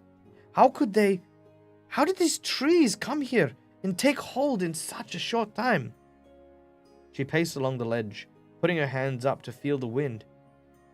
It is changing, she said abruptly, stuffing the shining gems into her pockets. Come, we must climb to the top of the cliff and await the forerunners. Rowan picked up the golden owl and tucked it into his shirt. As he clambered to his feet, he caught sight of a patch of blue beneath the mountain berry bush and moved closer to investigate. It was the bird. It was lying very still, its eyes closed and its tiny beak open. The feathers on its chest fluffed softly as it breathed. It was fast asleep. The rich perfume of the mountain berries had drifted sweetly on the air. The luscious red berries winked temptingly. Mountain berries, whispered Rowan. In his mind, he saw the birds of Rin laying still like this on the grass. He saw the people huddled on the streets and in the gardens, people who had breathed in the scent of those sweet red flowers as they bloomed everywhere in Rin nowadays. Zeal, he gasped, spinning around to face her. My people! It's the mountainberry flower that are putting them to sleep. The scent of the flower. Look at the bird. She looked curiously at the sleeping bird, then moved closer and closer, touching it with a gentle finger. Who would have thought? She said, shaking her head, glancing up at Rowan, seeing his anxious face, and grinned. Rowan, do not look so worried. Do you not realize what this means? It means that our journey through Undren was not wasted. It means that the answer did lie here after all. She jumped up and clasped his hands. Do not fear, she cried. The bird is sleeping, not dead, and your people are sleeping too. All we have to do is go back to Rin and pull out the mountainberry bushes, or at least most of them. Then the sleeping sickness will be gone. Rowan frowned doubtingly. Zeal put her hands on her hips and stared at him in irritation. I do not understand you, she shouted. You should be rejoicing. Your problem is solved, and and no wonder the mountain berries were causing you such trouble. The mountain is forbidden. It's full of strange and monstrous things we can't imagine. I'm just not so sure, Zeal, mumbled Rowan, watching the sleeping bird. I'm not sure that we've the whole answer. It's the rhyme, Sheba's rhyme. It doesn't fit. She spoke of great evil, a secret enemy whose power grows in darkness. It cannot be these little bushes, or a sleeping sickness so easily cured. It must be something else. He repeated the chant under his breath. The secret enemy is here. It hides in darkness, fools beware. For day by day its power grows, and when at last its face it shows, then past and present tales will meet. The evil circle is complete.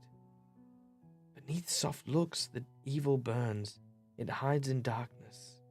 Day by day its power grows, and when at last its face is shown...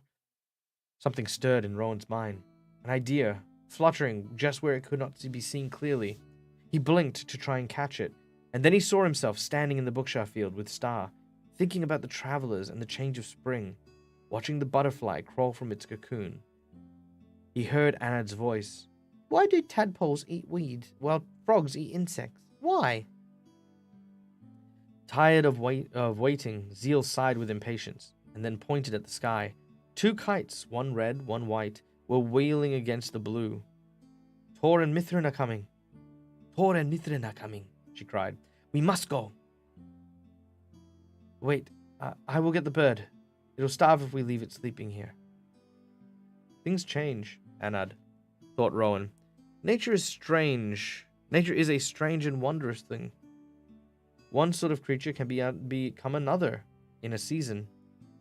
Adult creatures can be quite different to their children, with different looks, different appetites, His eyes widened.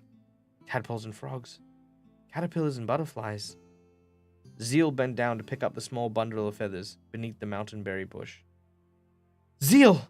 Rowan shouted. Come away! At that moment, the ground beneath their feet began to rumble and shudder. Zeal cried out in shock, falling back with the bird in her hand, nearly knocking Rowan off the ledge. What is it? She screamed, clutching Rowan in terror. Pieces of golden rock began to fall from the cracks on the cliff face below the mountainberry bush, falling and smashing to the ground far below. The cliff was cracking open, and the mountainberry bush was thrashing wildly, its berries and flowers now tumbling from its branches as it was pushed upwards, up, out of the rocks by something huge and powerful beneath. Climb! Rowan shouted. Climb! And when at last its face it shows. Zeal thrust the bird inside of her jacket and began to scramble upwards, with their fingers straining, their feet scrabbling on the rock. What is it? Panted Zeal, looking backwards. It is the enemy, gasped Rowan. The enemy showing its face, Zeal. It's one of them.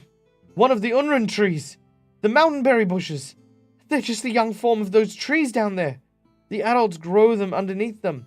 The adults grow beneath them. The bushes collect the trees' first food with their scent. And with the hideous sounds of splitting rock, a squat black shape rose up from beneath the tiny bush that crowned it. Its gray-white roots, like thick twisting worms, slithered around on the ground, looking for the food it expected to find. Zeal clutched her jacket. I have the bird. I have the bird, she hissed at the tree. I have it. You will go hungry. Savage. Just straight up. I have the bird. Yeah. Amazing. Climb, Rowan desperately called. They heaved their way up the cliff. Rowan looked up, trying to forget the tearing pains in his leg and chest, trying to forget the awful drop below. He saw Tor and Mithrin Looking down, helplessly holding their arms out, he could hear the roots of the Unrun tree slapping the rock behind him, and the grating sound of more stones splitting away as the adult reached up and out, released at last from the darkness of the earth. From the darkness of the earth. Alright. Gasping and panting, he climbed, and in his mind there was only one horrible vision: the Valley of Rin changing utterly to a hideous maze of twisted trees and dry gray earth. Its houses and lanes crushed under the reaching black branches and tentacle-like roots. Its sleeping people locked in the base of the feeding trees, their lives slowly ebbing away. Past and present tales will meet. The evil circle is complete. No, he would not let the evil circle be complete. He would not let Rin be destroyed as the Valley of Gold had been. He would not let its people, his people, disappear so long as another race had vanished so long ago. This time it would be stopped. This time. Tor's hand grasped at his wrist, and he pulled him off of the cliff's edge.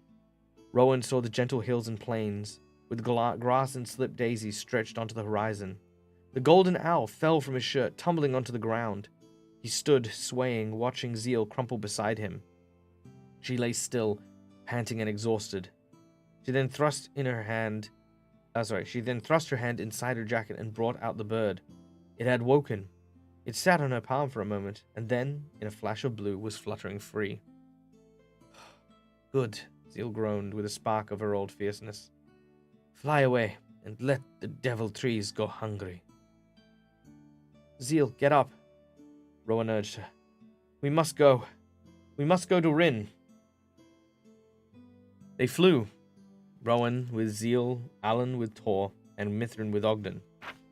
It had only taken moments to glide back to where the travelers were waiting. Only moments to tell the tale. Only moments for Ogden to give his orders and for the third kite to be made ready. But every second was agony to Rowan. In his mind, he saw his mother and John lying helpless on the grass outside, Bree and Hannah in the house. He saw Anad sleeping inside, and Lan and excuse me, and Lan, and sprawled on the lane in the gardens of their own stoop, other people that he had known his whole life. While all the time the enemy grew in darkness, the mountain berries bloomed. How long did it take for the adults to grow strong enough to emerge? With a shudder, he remembered Bree's voice. What did Bree sound like? Yes, but the ground was hard like iron, it seemed. Hard. So hard. Not because of magic, as they had thought, but because the adult tree was growing there, secret and safe, making itself ready. Faster and faster, he thought, willing the wind to speed the kite on, and yet he realized with a feeling of panic, and that trembled on the edge of despair, that he did not know what he would find when he arrived at Rin. Nearly there, cried Zeal, her voice almost lost in the wind. We will land on the hill where it is clear. Rowan looked down and saw the golden hill, and ahead the valley. Gone was the brown-green patchwork. Now Rin was a carpet of red blossom. The mountain berries had spread astonishingly fast. They were everywhere, in the gardens, in the lanes, in the fields and orchards. The great stone mill stood alone in a sea of red, and the Bookshire pool was now surrounded by a scarlet band that spread right into the orchard. Zeal, what will we do? Her fierce, black-brown face turned to him, and in her pale eyes he saw the remorseless rage of a Zebak warrior. Thank the stars that they have not spread out into the valley, she shouted. Now it will be easy to do what we decided. We will burn them, Rowan. Burn them! Burn them! They ran down the hill together. Pollen from the slip daisies blew into Rowan's face as he sneezed, tears running down his cheeks. Never again would he curse the daisies, he promised himself. Sweet, happy, wild things. They had been weeded out in Rin because they were so useless, but the mountain berries they had welcomed because they had been a source of pride and riches. The people of the Valley of Gold had probably felt the same way when they brought their own handfuls of mountain berries down from the mountain in triumph. The same mistakes, the same old pride. The rhyme now made sense. All but one line, Rowan thought. Rowan thought about that as they reached the grove of trees where they met Sheba. Their memories of her words rang in the ear. Still one mystery. Still. There! Shouted Zeal, pointing savagely, pointing at a froth of red shining underneath one of the trees. She picked up a stick covered in dead leaves and lit it. No, not here, not yet, cried Alan. The people. We have to get the people out first. My mother, Marley, Gilla, John. Oh, so many. We must hurry. It will only take a moment, Zeal shouted after, throwing the flaming leaves into the center of the mountainberry bush. A moment to get these devils and oh. I don't know how to do that. Just oh. A scream stopped them in their tracks, made them turn and look. They saw the flames leaping up among the berry plants, and then they saw the flame hissing and dying. They saw the ground breaking and the cracking clods of earth and clump of grass start falling. They saw the tree rising, huge, swollen, black as night, their roots thick as giant snakes, lashing out and whipping through the air towards Zeal, towards them, towards any living creature they could snare. Run! Run! Rowan, hearing his own voice screaming in horror as he saw Zeal leaping for her life, away from the trees and away from the writhing tendrils that were hunting her. She reached his side, her face white. The fire, she grasped. As soon as I hit the plant, the adult broke out. It must anger them. They're huge, Rowan. So much bigger than the trees of Unryn. The ground here is far richer. The ground here is far richer, says Ogden grimly. Alan was trembling. Molly and I saw nothing like that on the trees behind the bushes where we picked the berries. But... Ogden rubbed his chin. On the mountain, rocks lie just beneath the soil, and the cold wind blows. There, this cursed plant must remain, stunted, preying on insects and other crawling creatures. But here, as in the Valley of Gold, there will be no stopping it. Rowan stood frozen. The flames in which they had placed such hope were now useless. And there was no way they could think of to save the valley? Alan grabbed his arm. We must get the people out, he urged. It's our only chances now. We will have to get them out, as many as we can, before... He could not go on. Ogden's brow was deeply creased. There must be a way, he muttered. There's always a way. Land knows. It protects its creatures. It keeps the balance. Not this time, cried Alan. Because these things are from the mountain. Thanks to me, they're here. Tears sprang into his eyes. I cannot wait for you, he shouted. He ran towards the village. Zeal, Tor, and Mithrin ran with him, but Rowan stayed where he was, with Ogden. The mountain is also part of the legend, Ogden said to him. And there must be a way. They heard the distant shouting, but they didn't move. Say the rhyme once more, Rowan, Ogden commanded. He swallowed and repeated again. Beneath the soft looks evil burns, and slowly round the old wheel turns. The same mistake, the same old pride, the priceless armor cast aside. Stop! Ogden held up his hand. Priceless armor cast aside, he repeated. What does that mean? I don't know, Rowan whispered desperately. I've been trying and trying to understand it, but it doesn't seem to mean anything to me. It seems a nonsense. Yet everything else in the rhyme is important. Everything. And so, therefore, it must be as well, said Ogden. Rowan, think. Somewhere in you is a clue to this. It is buried deep. Perhaps it is there. Because you are special. Something about you is special. You escaped the sleeping sickness. You saved Alan from it. You saved yourself and Zeal in the pit of Urin. You alone have done these things. How? Why? I don't know, cried Rowan, burying his face in his hands, like a mocking echo of hearing Sheba's sneering voice. Skinny rabbit, weakling, runny nose, scared of your own shadow.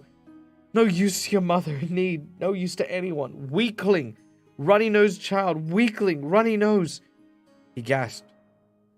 He saw himself dragging Alan out of Rin, onto the hill. He remembered biting and tearing the strangling roots of the Urin tree. He remembered something that John had said. He remembered zeal. Thank the stars it had not yet spread out into the valley. He remembered Sheba's gaze.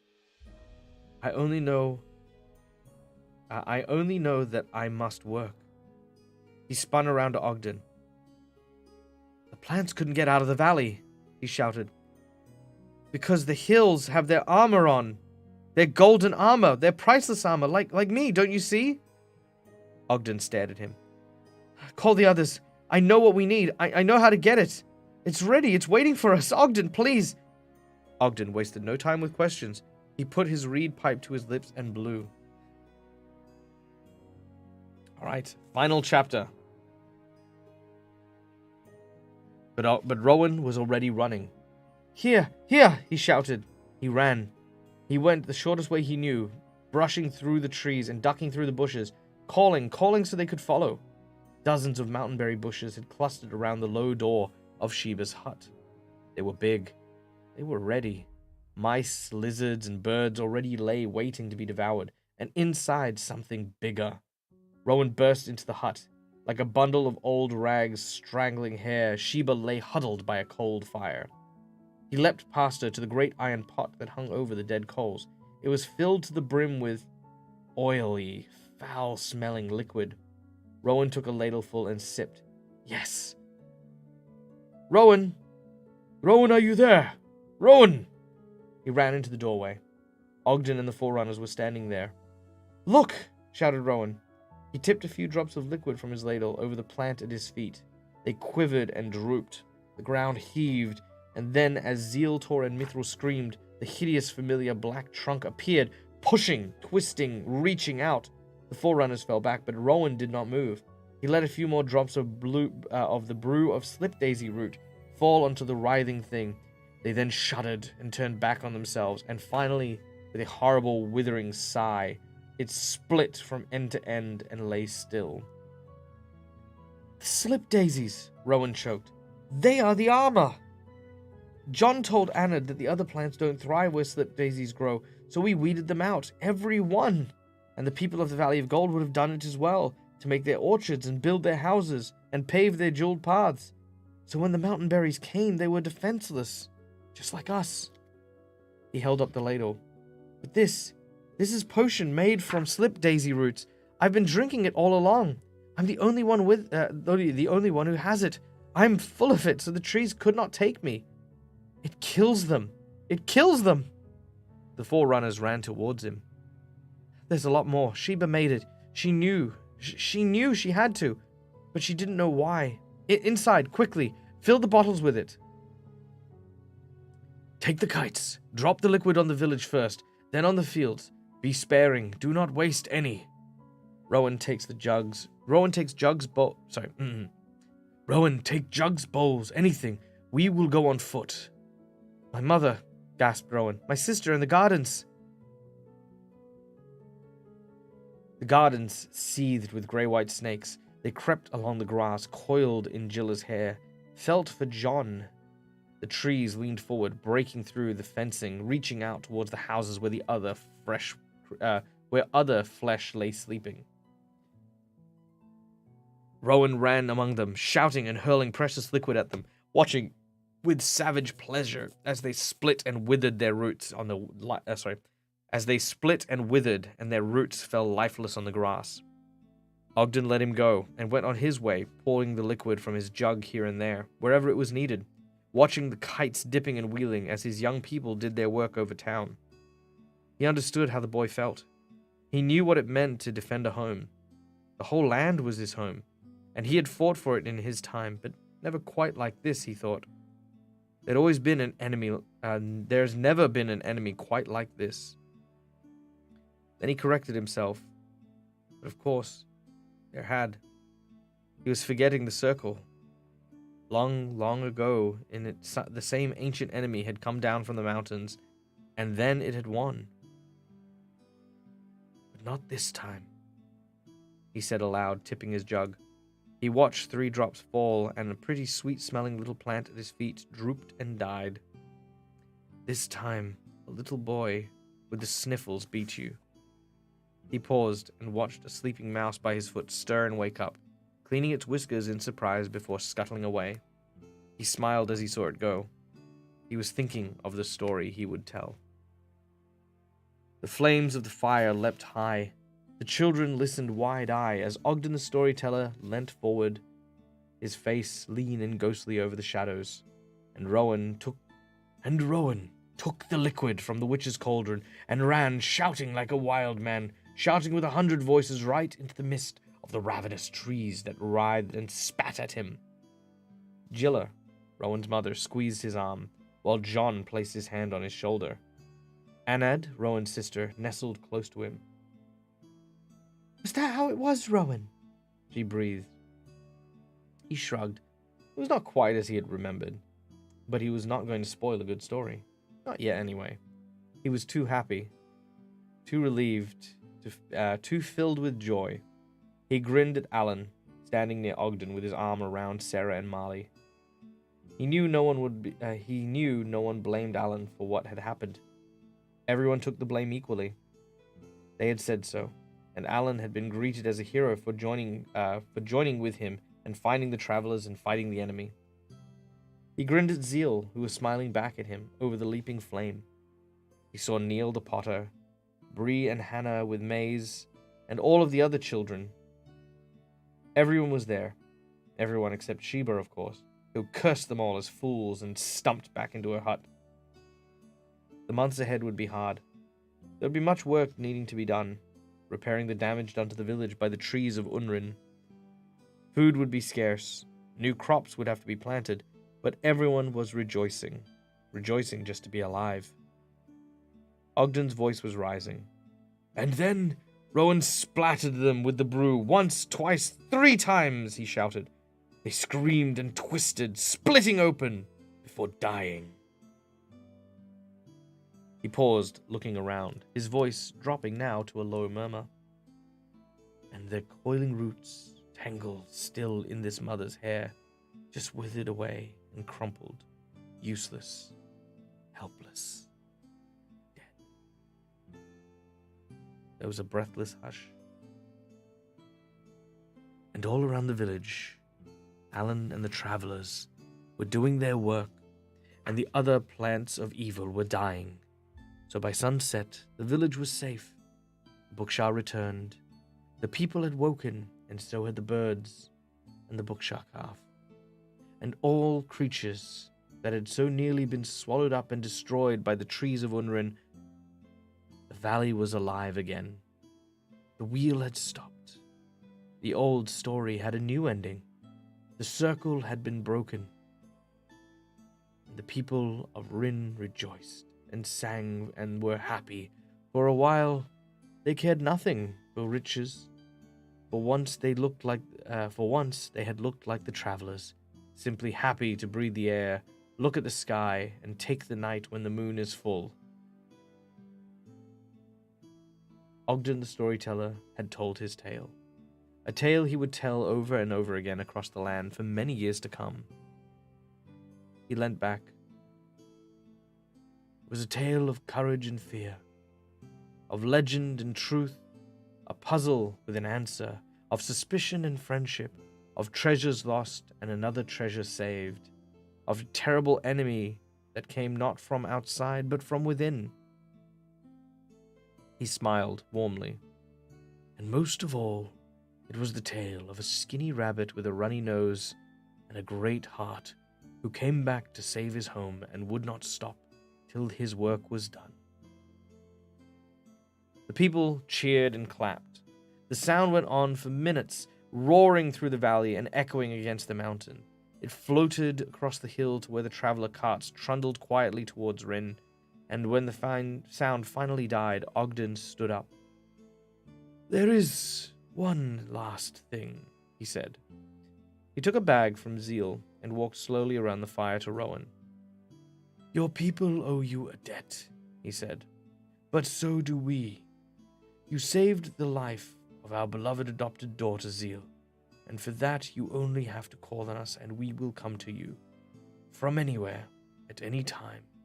This is our solemn promise. He handed Rowan a reed pipe. Rowan stammered his thanks. And, added Ogden casually, putting his hand back into the bag, you left these behind at our camp. We return them to you now. The village may find a use for them in the months to come. The precious gems fell from his fingers into Rowan's lap like many colored raindrops. There was a gasp from the crowd. Ogden's black eyes glittered. His arms dipped back into the bag and into Rowan's hand as he put the golden owl. It had been cleaned and polished and shone like the sun, its eyes like green fire. Sell the rest, but do keep this, he said. Like me, it is very old, very precious, and has many stories to tell. Keep this, Rowan of the Bookshah, as a sign of our friendship. It is the only one of its kind now, for we will not seek to clear the pit of Unrin and uncover the sad bones and its lost glory. The time of that golden place has ended, just as the time of Rin has now begun. Amid a stunned silence, he walked back to the fire and sat down. Now, he said, looking around, plumping his hands on his knees, could anyone spare a poor, useless slip some dinner? And there wasn't a single person who didn't immediately run to do his bidding. Thus concludes Rowan and the Traveler. All right. There we have it. End of book 2. What a wild ride. Holy hell. I'm really glad that the random stab in the dark I had about the berries was right. I thought that was really cool. I was very chuffed about that. So yeah, I'm pretty happy. Yeah, no, the last chapters were actually pretty good. Having the enemy be the trees and stuff like that, I dig that. I love the idea. It reminds me of the wolf in sheep's clothing. Oh, sorry, it is quite late. Yeah, the wolf in sheep's clothing is a D&D monster where it's like a stump that kills creatures that are near it, and then put roots in its body, and then animate it like a puppet to lure other creatures closer. I love the idea of like this this berry that's causing people to fall asleep, so that when it gestates and becomes like the big tree, the tree just sort of goes num num num num num num num. I think that's great. That's an awesome thing. I am 100% going to use that in a D&D game one day. That's just what I'm going to do. I just think it's super cool. I think it's super cool. Maybe I'll run like a Rowan of Rin inspired D&D game at some point or another. But I am very, very pleased with how all of that went down. It was a good story. I'm glad you guys enjoyed it. Any final thoughts? Any feelings towards book 2? Let me know. I want to know what you guys thought. For those of you who've joined for all of it, or those of you who've just joined today. The hero survived because of his hay fever. Yeah, no, he was getting, so, yes, he did survive because of his hay fever. The reason he didn't fall asleep, I'm imagining, is because his nose was stuffy, right? So he didn't get the scent. And I think the reason why him biting at the roots was causing problems for the creature was because he had the medicine. He was always taking the medicine. So I think that was kind of like a really cool little reason there. It was fun. I loved the Chekhov's tadpole. I don't know what Chekhov's tadpole is. Don't know what that is.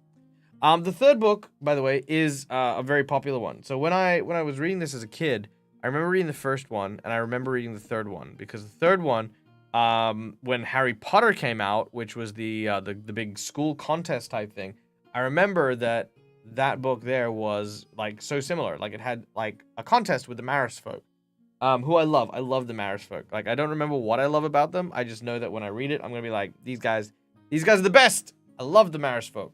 They're cool. They know how to do stuff. All right. Well, ladies and gentlemen, boys and girls, thank you so much for joining us today. We are going to go and raid someone for the evening. Oh, Chekhov's gun. Yeah. Oh yeah, no, Chekhov's gun. Yeah, yep. That I know. Gun on the mantelpiece. The whole shebang. I know that. Let's see. Myri, what are you doing? This is our friend Myri. She is streaming what looks to be some world building, but I'm just finding out if it's in English or German. Bang the buck, it'll be in German. But, freaking ads. Look, I just want to see what people are doing. Come on. Whew, Twitch ads. Sorry, guys. Alas.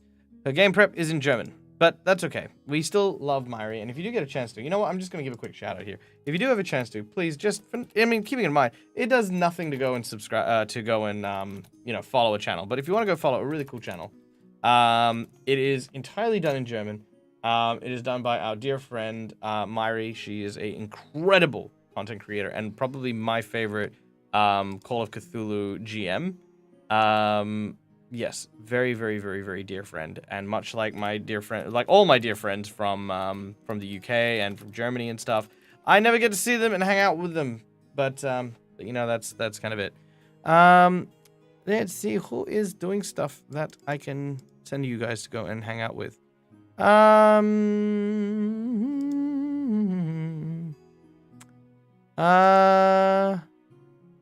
Let's see, the Dirty D20. Yeah, let's go raid the Dirty 20. Boom. There we go. All right, the Dirty 20, a group of amazing content creators. These guys are on my timeline, which is always amazing, which means they are up late. I'm not sure how long they'll be streaming for, but you know what? Doesn't matter. We can go offer some support. So go send some love. Hang out with these cool and awesome people. And guys, thank you so much for the hype train today. Thank you for your love and your support and for coming and hanging out with us. I cannot stress this enough. We live in a world where we have access to entertainment at the touch of a fingertip. And the fact that you've chosen to spend some of your time with me means the absolute world. Thank you. Because there is no greater gift that you can give to me than your time. I value you, and I hope that you have a wonderful rest of your evening or rest of your day or whatever time it happens to be. Stay safe. Stay well, and until we meet again, as always, game hard or die trying. Good night, folks.